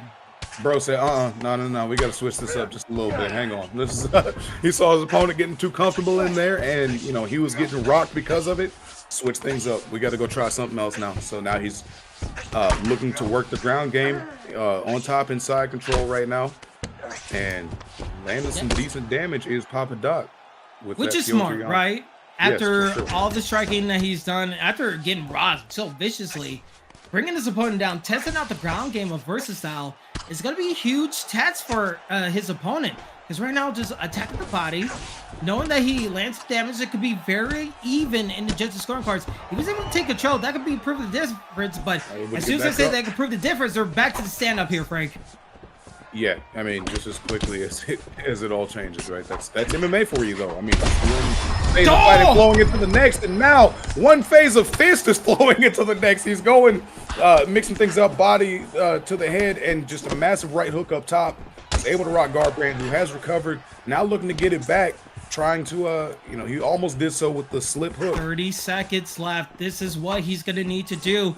There's a lot of dangerous moments that happen for both of these competitors. We saw rock from Papadoc twice. Oh, but an overhead landing! Verestyle under 8 seconds left. Oh, but gets rocked himself! Gets knocked down! What a roller coaster of a right-beat round of the whole damn season. We saw rock after rock. Both guys put in caution to the win and able to do something so crazy. But hopefully we get to see more of it. And hopefully, as we're getting back, the connection is on them. So we're back here. But Frank, it has been an insane round in the first round. This roller coaster is not stopping as we're going to the second round. Yeah, absolutely. And to start things off, Papadoc is able to get Verestyle into the clinch and just getting some damage off. Seems like he's just throwing those constant little pepper shots out, just not letting any of his health get all the way back up. Oh, and a massive right hook behind it. Now Garbrandt's rocked once again early into round 2. I almost said 3. Yeah, and I mean, if Papadoc just plays this one slow and steady, he's gonna win this race. He's in the position now to do whatever he wants to. He can hang out on the ground here because he's already, gotten out to an advantage on the feet. He can just try and posture up to get some damage here while he's on the ground. He can look for some submission attempts. The world's his oyster right now. And, you know, for Verestyle, he's got to figure out how he can get this thing back to the feet, or at the very least get himself on top into an advantageous position. Maybe he can transition to half guard. Who knows? Yeah, we'll have to see what he could do more in this half guard. Maybe go into side control, but seems to be going back and forth as we approach the spawn position. But for Verestyle to take a huge rock, do a little, like, you know, try to slip away, try to do Vince's Cody Garbrandt when he gets rocked, try to make sure he doesn't get hit. If he lets his opponent up, Papadoc is going to go on the warpath. He knows he has his opponent down. And this is what Verestyle doesn't need. He needs to find a way to get to the center of the octagon right now and put some pressure against his opponent. But a clinch game, bringing his opponent back to attack at the body with the knees. That's working well. Black Gauge being low once again. Hooks landing. You can see the blood crunching noises as he gets knocked down once again. And, you know, I was about to say this fight could be close to being over, but it feels like every time you say that, the other guy figures something out that we don't see and ends up, you know, getting things back in his favor. But right now, Papadoc on top, inside control, just dropping those elbows. And now he's in full mount. This is looking bad for Verestyle. Worse by the second here. Yeah, worse by the second, but that stamina is low for Papadoc. But Papadoc is getting the strike. He just needed one more, but the stamina wouldn't allow him, as Verestyle has another lease on life. His stamina was fairly low as he's trying to get back into this fight, but another posture up opportunity gets hooked constantly. And you can see cuts on both sides of Cody Garbrandt's face, which is not going to do Verestyle any favors as he gets put in the backside. Yeah, you said he might have a new lease on life. Is it a lease on life or is it borrowed time? Because right now, I mean, it just seems like Papadoc is a wood chipper.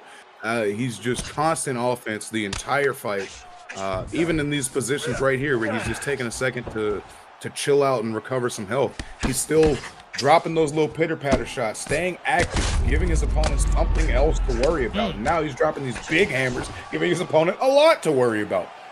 Yeah, but with 15 seconds, he might get out of it and have another chance to get out of the round. But needs to defend this like his life depends on it, because with that second, that will score a lot of points as Ilia Topuria Papadoc has just taken another round. And you can see just under the eyebrow, just that vicious cut. We saw that in UFC last night where there was just a vicious, just menacing cut on that eyebrow side.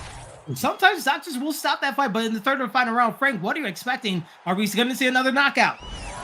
Yes. I'm just going to fully throw my hat in the ring there and say we are going to get another knockout, even if Papadoc does immediately start the round by shooting towards the ankle. I know what I'm talking about. Trust me. Yeah, no, I just feel like the way that this fight is going, I don't think either of these guys is going to be content if they don't get a finish. And it just seems like the knockout is the most likely scenario here. Yeah, as we see another denial once again from Papadoc, just having just his way in the ground game, able to get into side control, and now using elbows. Just one punch is already making that head health blink as much as it possibly can. Denial after denial, and now if you're Verestyle, you're kind of panicking, right? Because you saw what happened in the second round, and you don't want that to happen. You want to find a way to get back up. He gets a reversal. Now, will he stand back up or will he stay tight in this ground game?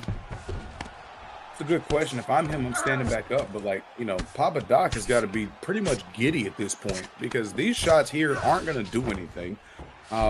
Sure, he's getting some control time, but how much is that really going to help him in the grand scheme of things, especially if he's got a guillotine attempt that he's able to flip into a full mount? Oh my goodness, he said he's insulted. He's trying to get this you ground trying to go to the ground exactly game and you will get demolished as Papadoc, the number 4 ranked fighter in the PlayStation side, gets another victory and maybe another chance at the ESFL PlayStation title. A beautiful performance there by Papadoc. Beautiful performance by both fighters, but Papadoc just from the beginning seems to be at an advantage. And once he realized that he seemed to have a step up in the ground game, he wasted no time exploiting that. As soon as the third round starts, immediately goes in for that single leg, gets that ankle pick, and then that was the beginning of the end. That's what spelled disaster for what remains of Verestyle. But again, great fight from him. Nothing to be ashamed of, nothing to hang your head about. It's just that, hey, you know, it just didn't go your way this time.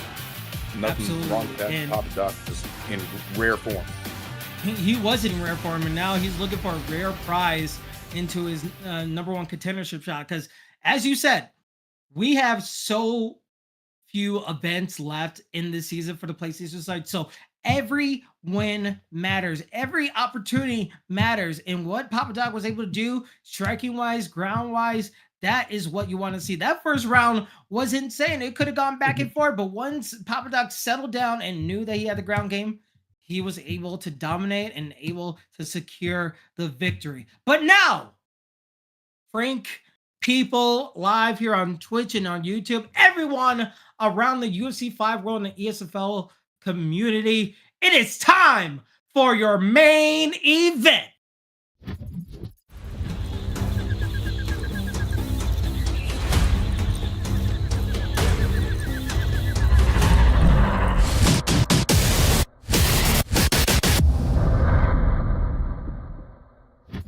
That is what it is all about. Who is going to take that belt? Who is going to take that title at the end of the season? But this time in the main event, it is not one, not two, but a best of 3 between the two biggest fighters in the ESFL scene and the UFC esports community. It is GOAT1099, 5-0, the champion, the head honcho, going against the person who has multiple titles in the ESFL, who is undefeated in the season, 2-0, and he's already in a top contention spot, Romero. This is the fight that everyone has been waiting for, so there had to be special circumstances with this fight. A best of 3 to determine who is the be-all and end-all. And Frank, with this, if GOAT is able to win this, he'll be more on the top of the mountain. But if Romero wins this, he has enough events where if he goes on a run, he might be in the opportunity to be in the finale and fight for that real title belt that we just saw in that video. Frank, this is very big stakes in this main event. 100%. It's just, I mean, this is really what it all comes down to, right? Like, is GOAT going to continue his reign of dominance? Is he going to get himself in a position where he is, mathematically uncatchable, where he is going to just fully win it? Or is this going to be a situation where we see the rise of Romero as he's able to just go on a run and end up fighting for the belt at the end of the season? Who knows what we're going to get here, man? We got O'Malley versus Umar Nurmagomedov in the bantamweight division. And you know what? This has been crazy, but if you've been following Romero in this ESFL scene, you know that he's been, not only is he a great striker, but his takedown and his ground game has been the focal point of his recent fight. So this is the main event. Romero uses Umar in the red gloves, blue gloves, red trunks, while Sugar Sean O'Malley going against a takedown savant in Umar is being used by GOAT. And now just getting taken down with less than a minute in. And this is what Romero wants. He wants to take over with the ground game. That's been his MO recently. And you have to think, if you're Sugar Sean O'Malley, you're already thinking like, uh-oh, my title is in danger, but thank God it's a best of 3. I mean, yeah, potentially. But at the same time, this could also be, maybe GOAT just wants to see what Romero's going to try and do. I don't know, man. Right now, it's just, he's got him in the side saddle position, 3.5 minutes, plenty of time to work. And as you mentioned, Romero has been utilizing that ground game more and more recently. It's an area he's very comfortable in, and we're going to see where GOAT's comfort level is right now fighting against that. Yeah, we'll have to see. This has been similar stakes that he's been through before. Best of 3, 5-round fights. Anything could possibly happen. And he's already scoring points. It's not only that he's taking ground control, top positions. It's that fact that he is implementing damage along the way. Elbows, posture ups, keep his opponent there, looking for the takedown denials as he possibly is trying to find. And for GOAT, we know that he loves to do some ground game. We know that he loves to go with striking, but it just seems with the O'Malley pick, maybe he could have gone with someone else, but he's working his way to get back up. Maybe he's confident in the striking, but it's going to be tough slate, but he's able to get back up here, Frank. Yeah, I mean, he's the champion for a reason. I'm thinking that he's obviously well-versed on the ground. It's just that onslaught from Romero might have caught him off guard, but now that they're back on the feet, you see GOAT really starting to try and open things up and really try and figure out where his striking rhythm is and what what he can do to get out on the front foot in this fight. Yeah, and we'll have to see if the front foot will be the working foot as he maybe go for a kick or maybe a leg kick. The distance is there for Goat if he wants to take it, but nice butter uppercut for his troubles. As he's trying to get land combinations. Nice But the takedown gets hit with an uppercut, and now Romero needs to be very careful because now the uppercuts are in play. Oh, but a big right hook there from Romero, and nice catch of the kick by Goat. Neither guy really able to get into too much of a rhythm right now, Kingsley. Yeah, but that's what you want to see with high skill fighters. Not only is it good to be in rhythm, but what can you do outside that rhythm? What is going to happen when you're put to that test? As we have a little over 10 seconds to go in this first round, and sometimes you can take a round off. There's so many. All you need to win is 3 rounds in a 5-round fight. You don't know how this round is going to score, but for what Romero did with the ground game and what Go has done with his striking, it could be a toss-up that round. It absolutely could. You know, and what I'm looking at is, you know, after that first round, both guys used quite a bit of stamina. So as you mentioned, you can maybe take a round off, and who's going to take that round off and win is the question. Yeah, that'll be the biggest question as we go into this round 2. Just a little bit more of a filling out process in that first round. Now we're getting to more of the heavy hits in the second round right here as Goat trying to keep his championship, knowing that Romero is a game competitor. While we see Romero faking a takedown attempt just over a second ago, as he just waited to see what his opponent does, and he goes for a head kick. Goat now able to open up Romero a little bit, able to get some striking on his opponent's face. Yeah, and, you know, sorry, excuse me. Goat is just, like I said, so well versed in every aspect of the game. You know, is the champion for a reason, but is really just showing quite a bit of patience, and I'm really liking the ability to just read as he's going. You know, he's throwing some things out there, seeing how Romero reacts, and then he'll throw out a counter to that, and we'll see Romero reacting in real time. It's just this, you know, as I mentioned earlier, high level chess match that we're seeing here from both these fighters. Yeah, and you could see, well, I was going to say, sorry to cut you off, but we could see Goat every time he's going for those kicks. He's too close, so Romero's having an excellent time punishing those situations. Now that was the right time to use that body shot in the right distance, but every time he goes close in, it seems like Romero has an opportunity to like advance with a counter shot. It's just, he needs to be very careful because right now he wants to go for a takedown, but it feels like he's comfortable with the striking game as it is right now. Yeah, but I'm liking what Romero's doing, throwing these, well, I was going to say throwing body shots in the middle of combinations, but right now he's just picking his shots and, you know, landing quite a few good strikes to the head, but Goat once again comes back, lands a nice little uppercut, and just out of range of that takedown. Something to be wary of. Yeah, and you could just see the swaying from both of these guys as fighters. Every time they're going back, it's just like a back and forth, like a wave movement, trying to play a little bit of footsies that you would see in Street Fighter or Tekken or in UFC. You want to gain that distance where you feel like you're not going to get punished as much. As you see the fake kick into another body shot from Goat. That's an excellent maneuver to get Romero off his game, as Romero taking a little bit of the outside and able to punish back of his own. Yeah. Both these guys, man, are you could see that, sorry, excuse me, you can almost see wheels turning in both their heads as they're fighting, right? Like, even though we can't see their actual physical, you know, faces, you can just kind of see the thoughts and all the processing going on as they're fighting. It's like, I mean, it's a treat to watch. Yeah, it's like 3D chess, right? Like you're trying to think 10 moves ahead of your opponent, saying like, if I go for this move, how would they react? You try to bail your opponent, like an actual UFC fight when you're going for the filling out process. But as we go to the 15-second mark of this second round right here, we see Goat trying to answer back with an overhand. He saw the black ace also, he thought he could leak it out against his opponent, but Romero able to survive and go into the third round. And not really much blood on the canvas. Very much a clean technical fight that we're seeing in the first 2 rounds. Yeah, neither guy is really just staying in the middle, mixing it up like we've seen in some of the earlier fights. They're both just really trying to make the most out of whatever shots they have, because whenever you get somebody like Goat, you get somebody like Romero, both these guys are so skilled, they don't make many mistakes.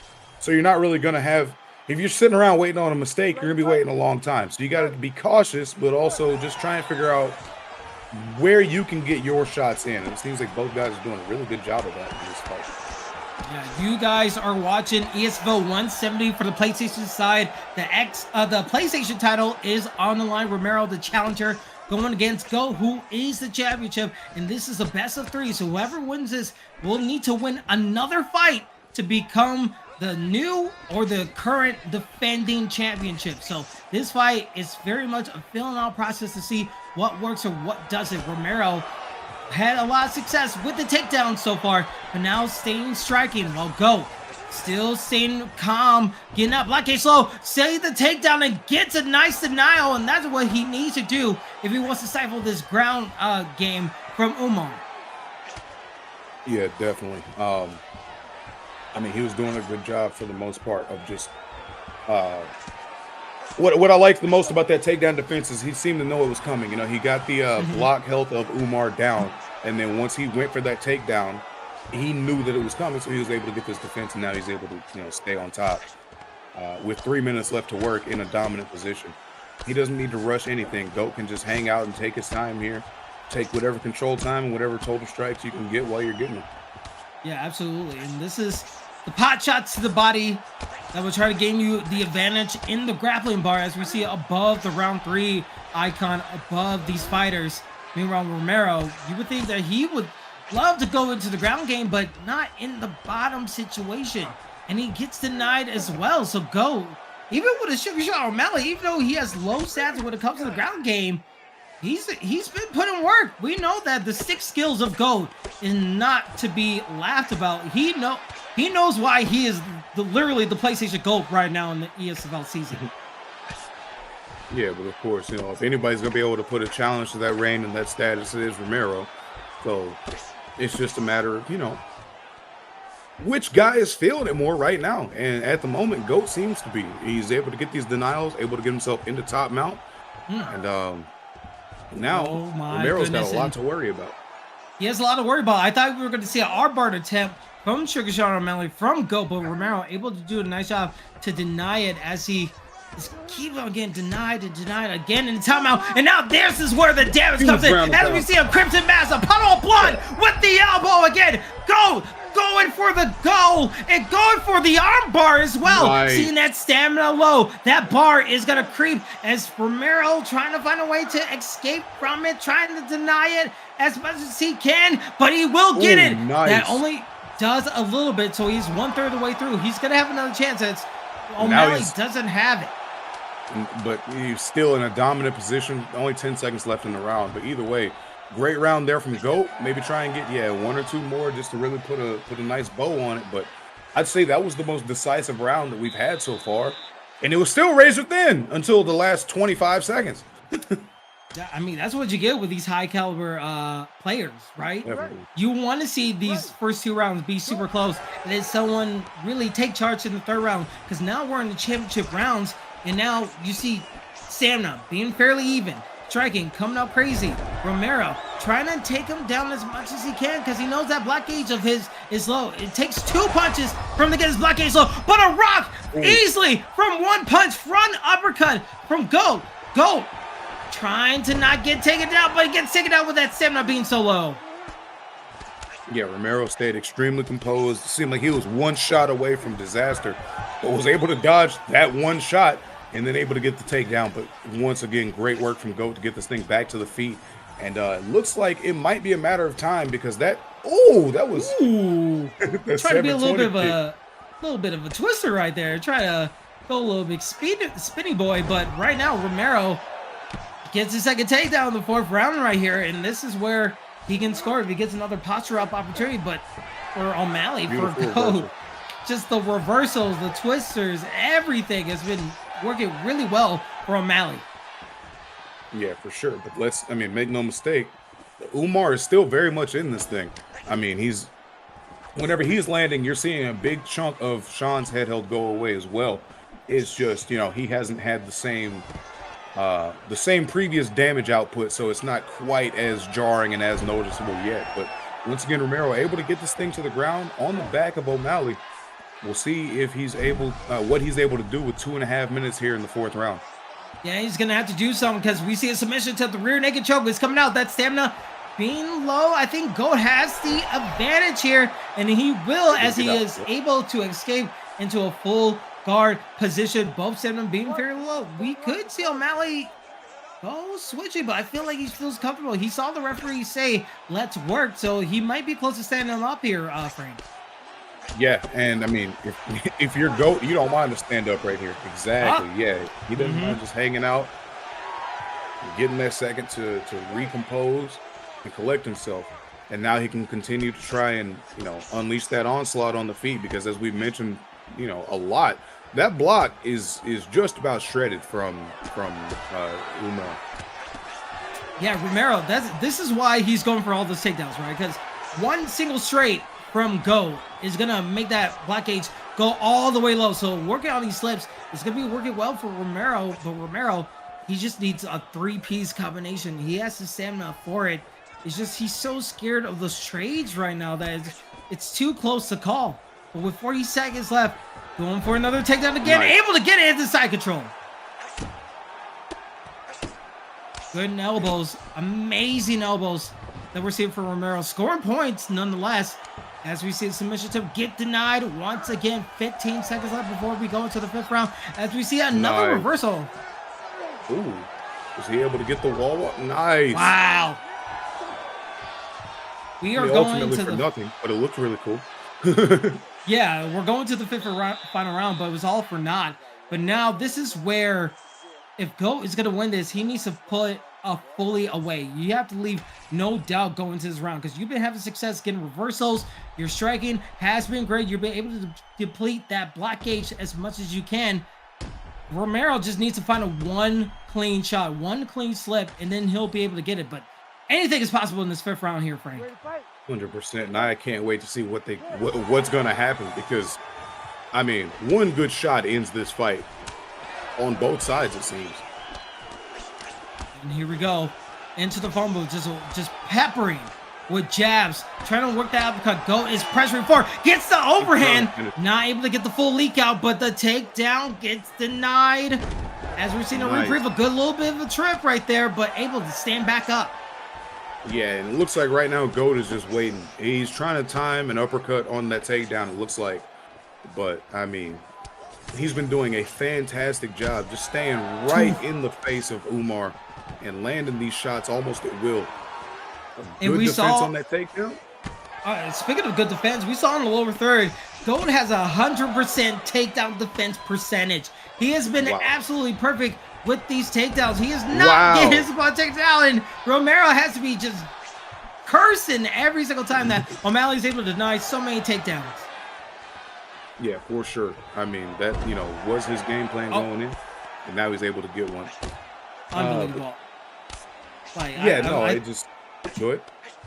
I was gonna say, like, I hyped up the takedown defense percentage, and then he gets instantly taken down. So, like, what we're gonna do here, but good for Romero. He's able to get some elbows, he's able to get some damage, and he's able to get a submission to his head right here, getting the guillotine, and that stamina is low. He might have an opportunity, but GOAT doing such a nice job, able to go to top mount position, but not really going for any damage there, Frank. Didn't have the stamina to go for it. I feel like he just kind of felt like if, you know, anything was to happen, it was going to be a horrific situation. So just kind of, you know, took his time, calculated, and just stuck with what was working at that moment and kept the good position. But now going again for that submission, looking for the arm triangle. Ooh, good bump off, but I don't think it's going to win the stamina race for him, as Romero still taking a chance. He gets the submission bar. That is 2/3 of the way down, and he has a little over 90 seconds left in this 5th round. If Romero is able to steal it, he wants to go for another submission attempt. That might be his key area to win. So now is up to the race of the clock. Can Romero find a way to get the submission victory? Just over 60 seconds. If he's going to do it, it's got to be right now. And this tension is insane. He had the denial. He had the denial, and, you know, you got to wonder, maybe he just wasn't trying to rush it. You know, GOAT is looking for that submission attempt. You know, he's cognizant of it. As we see there, he's able to get that reversal. And that might have been Romero's best chance. Of course, still 30 seconds to work. He's still in top position. But, he's just sorry to cut you off, but he's looking for that denial. He's looking to bait out his opponent to get out of it. But I feel like GOAT, with 10 seconds left, feels comfortable of being in this position. He's gonna look for a posture up, but not able to get the full effect as we go into the judges' scorecards, which it got really interesting at the last couple of seconds. We saw some attempts with Sugar Sean O'Malley in the beginning, but it ended off with Romero getting that last submission attempt and doing far more damage. Definitely. I think I would give this fight as a whole to GOAT, but it was very close. There were some extremely close moments, and you know, I feel like Romero had quite a few very, very big moments, but I don't think he was quite able to string enough of them together to get the W. But if he does, I'm not gonna be surprised. I mean, it's not like I would call it a robbery and say, you know, it's a farce by any means. Well, let's go Bruce Buffer with the judge's decision. The judges score the contest 50-45, 50-45. Declaring the winner by unanimous decision. Wow. And still So the winner goes crazy. to GOAT. GOAT gets the victory. It wasn't close at all. We heard 50-45, 48-46, I wouldn't say, or 48-40. I think it was 50-45, which I don't agree with. 49-46, and then a 48-47. I'd be more in line to agree with the 48-47, but That is insane. I'm That's like, wild. we're seeing more 10-8s, and I feel like for Romero, he did have some offense, but you can't disagree with the result. GOAT was able to use the striking, able to get the black case hole, able to reverse every takedown that Romero was trying to do. It just, Romero wasn't able to get that consistent flow of damage. And I know there's going to be a lot of discussions about how the judges scored that. Hopefully we can take a look at which round was the 10-8 round. And I don't know if there was a 10-8, to be honest. I don't disagree with the result. I do feel like GOAT did enough to win that fight for sure. I have no Absolutely. issues with that. 50-45 is crazy. yeah. I don't feel like, I don't know, maybe I'm tripping, you know. Well, Maybe hey, I don't know. I don't know what well, to make of here's the that. thing, right? It seemed like GOAT, he was able to take care of the striking. He was able to get submission attempt early. The only big highlight that we saw from Romero was in that last couple of minutes in the 5th round where he was close to getting submission. Everything else, it was just been go. Maybe a little bit of pepper shots from Romero, but Romero, I feel like Romero had a better first round. Well, when I say better, I mean like in comparison to the rest of the fight, not necessarily better than GOAT, but not necessarily not better than GOAT. I don't know. We could talk about this all day. I just feel we like can that talk first about it, round, but here's the fact at the matter of hand. GOAT is 1 win away Yes. from keeping his title in this best of 3. They're gonna run it back with the same character, so we know Romero, he usually loves these best of 3. So will he learn from the first fight and run it back and make it go to a tiebreaker, or will GOAT become the undisputed defending champion once again? When we have our next PlayStation card, we will find out in the second fight. Make sure you get predictions in, because GOAT uses Sean O'Malley in the white trunks, while Romero, trying to go back into a tiebreaker, is using Umar in the black championship trunks. This is why I like tiebreakers, man, or not tiebreakers, best of 3s, because now it seems like GOAT knows that Umar doesn't have the best block, so he's coming out more aggressive to start off in the second fight. He's also got a bit more confidence as he was able to get that win last time around. So, you know, he's got to be feeling good right now. He's got to be feeling good, but he needs to be very careful of the striking, because I feel like Romero is now leaning heavy on his striking. He's able to go in, and he gets a run. Oh my God! huge What knockdown a start. turnabout! Flipping the script. No way he Oh my. finishes right here in the first round. It's crazy, but Romero says, "Bump that. I know what you do now. Now let me turn it up to 11 and get the first knockdown in the second fight."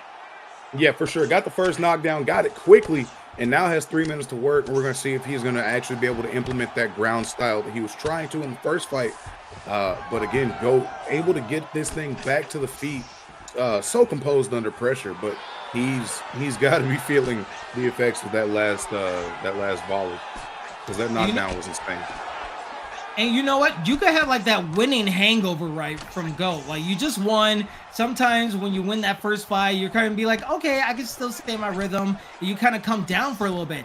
That whole knockdown woken him up, and he's able to get a counter strike of his own. So GOAT has a lot of work to do as Romero is still moving forward, still pressing forward with his striking.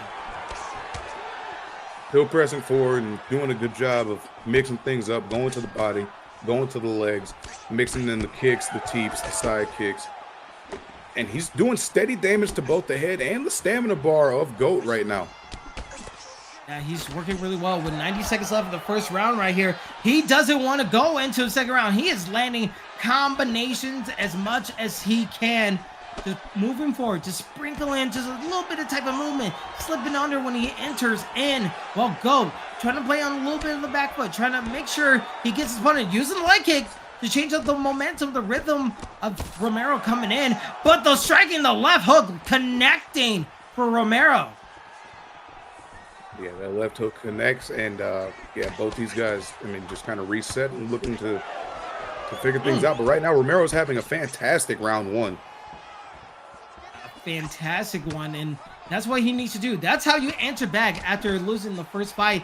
When some judge said it's 50-45, you didn't win any single round in that first championship fight. Now in the second one, he's just saying, hey, let me just brawl, let me just fight, let me get back to what I know best and not really go for any takedown. I don't even think we saw like a one takedown attempt in that first round right there, Frank. I don't think so. Yeah. And, yeah, it's super interesting just how fighters can change styles just on a dime like that. You know, it seemed like that first fight was just a very ground heavy attack, and then it was all right. That didn't work for me. I'm just gonna keep this thing on the feet and just stand and bang. And we already saw right out from the gate the 1-2s and the head kick coming from Romero, saying that he is very much comfortable being in the center of the octagon, playing this footsies game and just gauging the distance, because right now that block gauge is low for O'Malley. GOAT has to find a way to get some respect back in the striking, because right now it just seems like he's getting some jabs. He's getting some jabs, right, but not really anything damaging against his opponent. No, he's gonna need to land something with a bit more consequence like that, because I almost said Islam. Umar is just in his kitchen right now, and he can't keep him out of it. He's landing huge shots, and he's knocking that block held down at an alarming rate, and GOAT's gonna need to figure out what he's gonna have to do to keep this pressure off of him right now. We just need to watch Romero cook. He says, this is my kitchen, and I'm cooking with all the ingredients. I have nothing to lose in this contest. Tried to go for an overhand, not able to get the full effect as it was gotten blocked by GOAT. But GOAT staying comfortable in this situation, trying to use the slip, trying to bait out his opponent. Nice body shot, because he saw his opponent try to go in, and the trades. That's not where you want to be if you're GOAT, but able to get a nice trade for his troubles. Yeah, I like what Romero did there to slide out and just, you know, recreate that distance and then get that full reset before going back in there. Yeah, and hopefully we'll have to see what more can he do. Body shot, not fully connected. Got a little bit of it in the headbox, but not the full connection. Oh, and a nice uppercut landing from GOAT. GOAT doing a nice job to sprinkle in his attacks as much as he can. Able to get some of the trades now. He's got his opponent busted up for a little bit and using those leg kicks. He's been very quietly chopping away at that lead leg and also the head and block health of Romero. You know, we've been talking about Romero doing it on the other side, but GOAT has also been very, very, you know, quietly just chipping away, keeping his nose down and just getting to work. You know, he's not trying to do anything super fancy, anything super duper technical. He's just throwing a couple of jabs, throwing some leg kicks, just throwing what's there, and it's working. It's like the unmovable force going against an unstoppable the unstoppable force versus the immovable object. We know how that quote goes, but it just seems like these guys are so even when it comes to this type of fight. One going for the grappling, one going for the striking, and it's still fairly even no matter which fighter it is. And that's what Romero wants to do. He wants to go in, but those leg kicks are kind of checking him out where he has played more of a distance game with 25 seconds to go in the second round. Excuse me. Yeah, now able to reverse that. And Does he? No. Okay, both guys looking for an advantage there in the clinch. Neither one able to find it, and then we just end up back neutral. And through 2 rounds, Kingsley, this thing is up in the air. It is up in the air. We saw Romero get like that knockdown in the first round, so we know that round is definitely for Romero.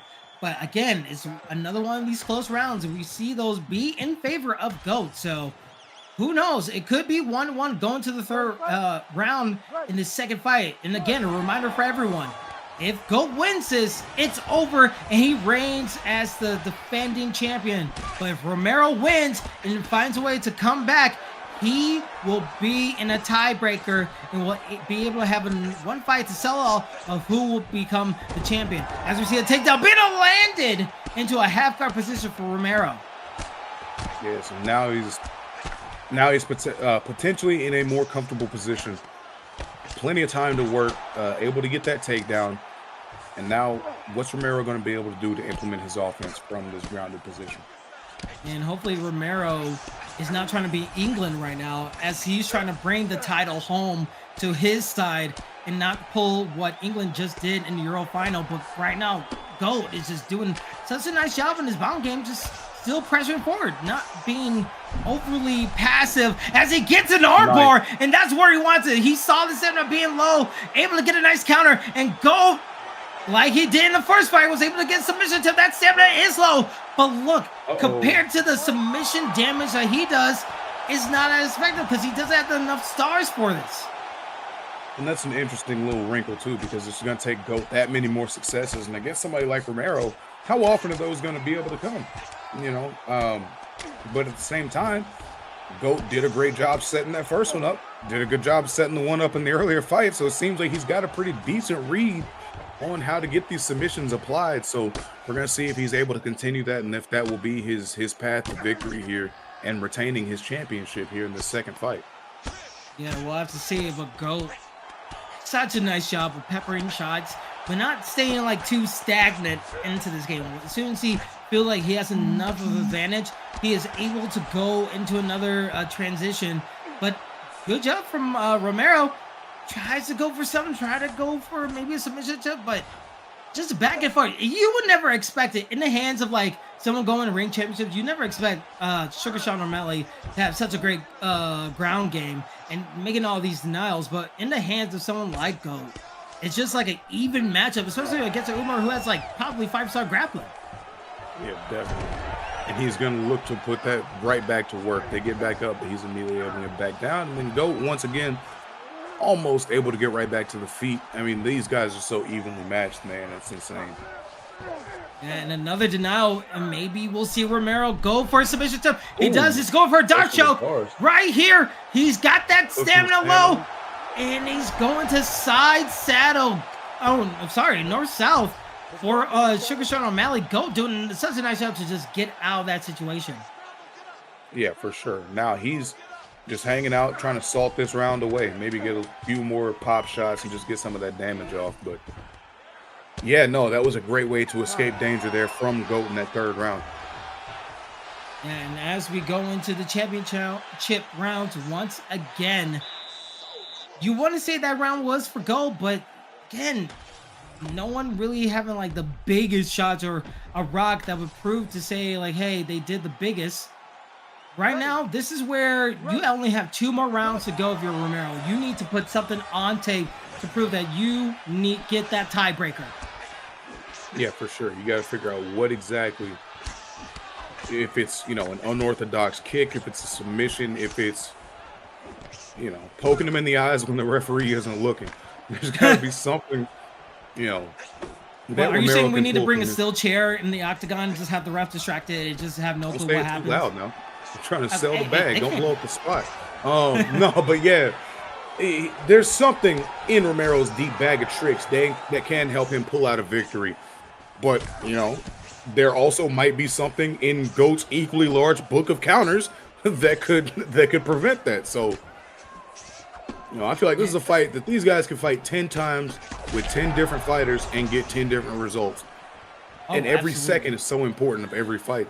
You know, you just saw that little flash health event there from from Umar to just switch things up and make GOAT have something else to deal with.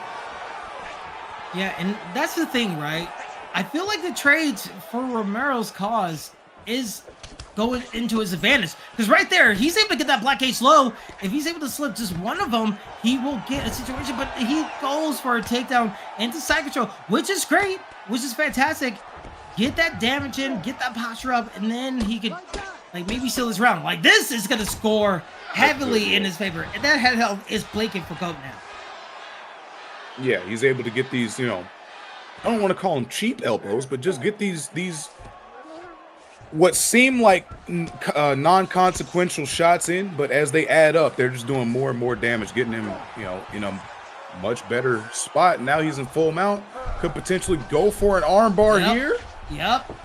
Going for an armbar, but we saw GOAT be able to find a way to get out of it. Good denials. Once again, GOAT has his stamina low. We saw what it could be compared. How much is he losing? 2/3 of his submission bar. But now, not that fact that it's in the 5th round, he has plenty of time. He has a whole nother round that he can play with to enter back and make this go into a tiebreaker. Yeah, and he's, you know, Romero's looking to do exactly that. It seems like, you know, now he's like, all right, got it. You could almost, it almost feels like you could see the light bulb go off, right? Like, okay, that's what it's going to take. Let me just go ahead and go for it again. And now he's trying to get it with the choke. He's cooking that stamina bar. Is he going to be able to get it? He has time. He's going to go for it. But he doesn't get the full effect. Both stamina was so low. Romero had another shot at glory, but not able to get it, and gets a point from GOAT. Says, I'm not going down there. You can better sit yourself up. And he's just going to back up and let Herb Dean, you know, tell him exactly that. 20 seconds left in a massive 4th round. Is a big left hook next, and GOAT might not see this 5th round. 5 seconds left. He needs to be careful. Romero might not see this 5th. Goodness gracious. 2 knockdowns in the last, what, 20 seconds? What are we doing here? I was going to say that was Romero's round, but then that knockdown kind of changed everything. He has the submission attempt in his favor, but an overhand leading to a left hook from O'Malley. That changed everything. So now you want to say that's Romero's round, but maybe one judge is like, you know what? I just saw the last thing that saw in my eyes in that 4th round. Maybe I'll give the round to GOAT. This 5th round, you need to seal the deal. You need to put the statement. Romero, if he loses, that's it. For both guys. If GOAT loses, then we have another one. But Frank, this has been an entertaining fight. 100% start to finish. And like I said, both guys' blocks are gone. Both guys' head health is gone. It's just a matter of, you know, what? I would say a head kick. Like, maybe we'll see a head kick and that changes. Oh, the pull. I thought GOAT was going to go for a strike right there. As we see a head kick there, I called it. I was like, someone's going to go for something crazy. But this is tricky. It's very tricky. Like, you don't know what these opponents do as they slip around. Going for a takedown. Gets denied once again. And that's where you can cut it. You can cut it with a knife because that's how thick this tension is here, Frank. 100%. Oh my goodness! Like every second just feels like, you know, I feel like I'm catching my breath every time these guys do anything, because that uppercut could have ended it if, you know, it was half a second later. That takedown attempt, not going to get anywhere because GOAT was ready for it. You know, it seems like if GOAT throws an elbow here, that could be it. Another takedown attempt, also blocked by GOAT. Every second just feels extremely intense. There's no oxygen left, and there's still 2.5 minutes left in the fight. Yeah, and the biggest thing is that we're halfway through the 5th and final round. Every single action matters. The denials, the takedowns, the block gauges being low. Oh my goodness, if that connected anywhere towards the head for O'Malley, that could have been a rock. But I get the takedown from Romero, not able to get it, knees to the body. Doing some damage. GOAT barely has any stamina. Has to focus on one power shot to take down Romero. But Romero still fighting. Still trying to go for the takedown. He has so few stamina bars left. He's just trying at this point. Full send on the takedown. And hey, you got to respect it, right? You got it. Head kick. Do it. I feel it. Go for the home run hit. There's only 112 left. And GOAT is pressuring forward. He's trying to go for these slips, but not able to get it. Going to a clinch attempt. Has his opponent back to the cage. Taking the back. Maybe he's trying to go for submission, but gets Not denied able. again. And both these guys are exhausted. You can see it. You can almost feel it. But now we've got Nurmagomedov on top, trying with everything in him to get this finish. He's going for the Kimura. Kimura, Is he gonna be able to 25 try and seconds. finish it? Both stamina Oh is my. low, but not able to get it. out.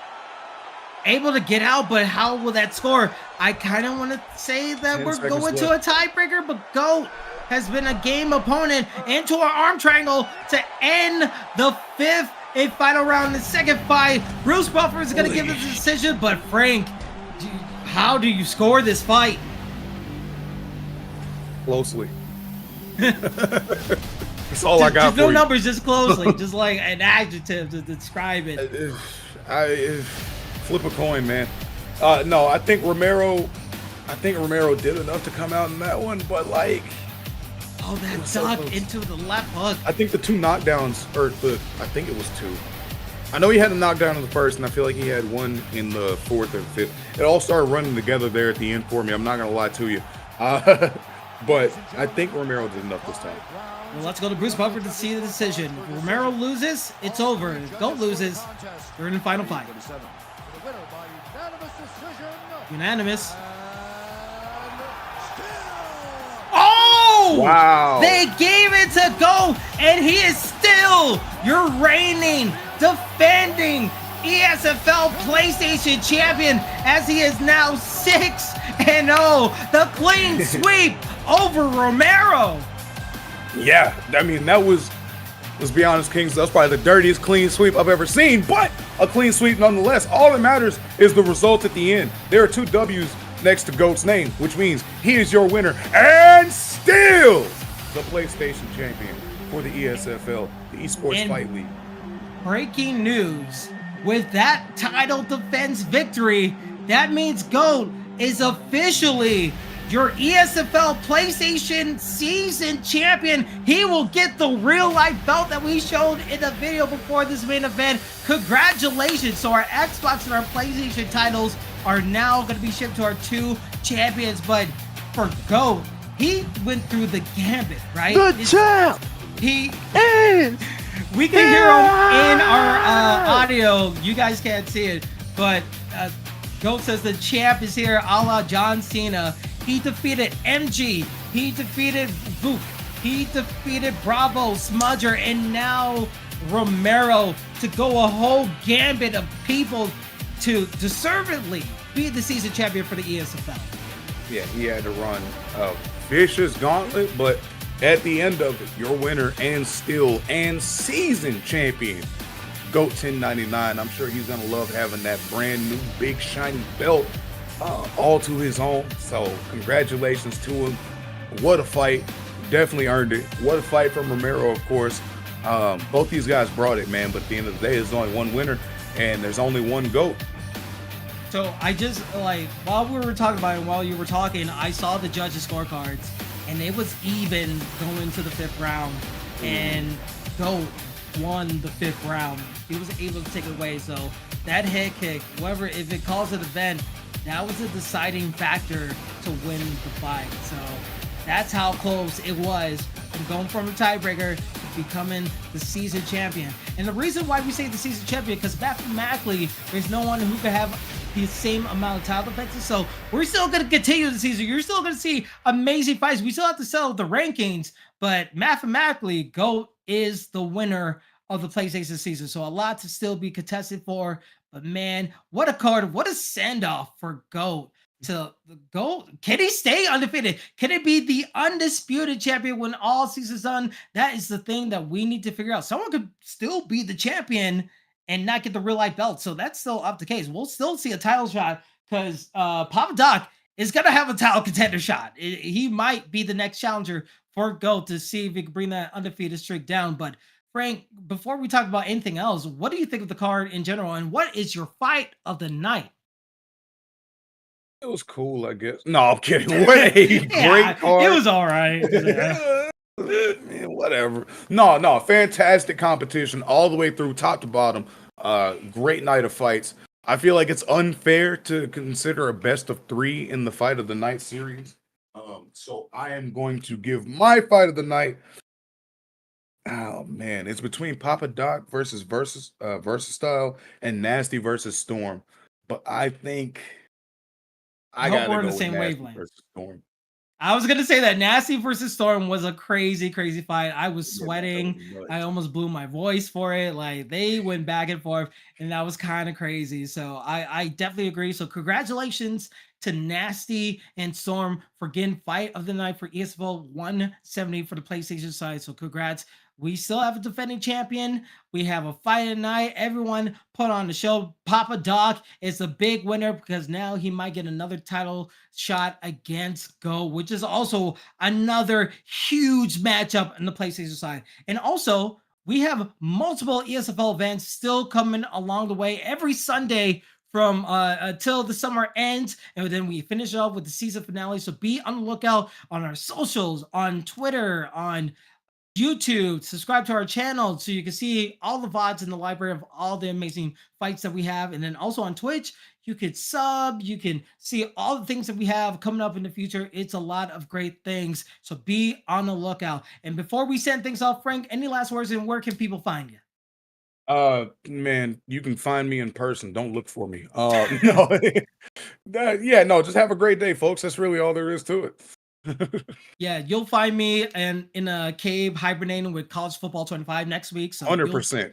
you won't be able to find me. I'll be Dynasty and Road to Glory and all that jazz. Well, I'll get a little bit of UFC 5 in there as well. But you can find me at Centennial Bank Stadium. Oh, brother. All right. Okay.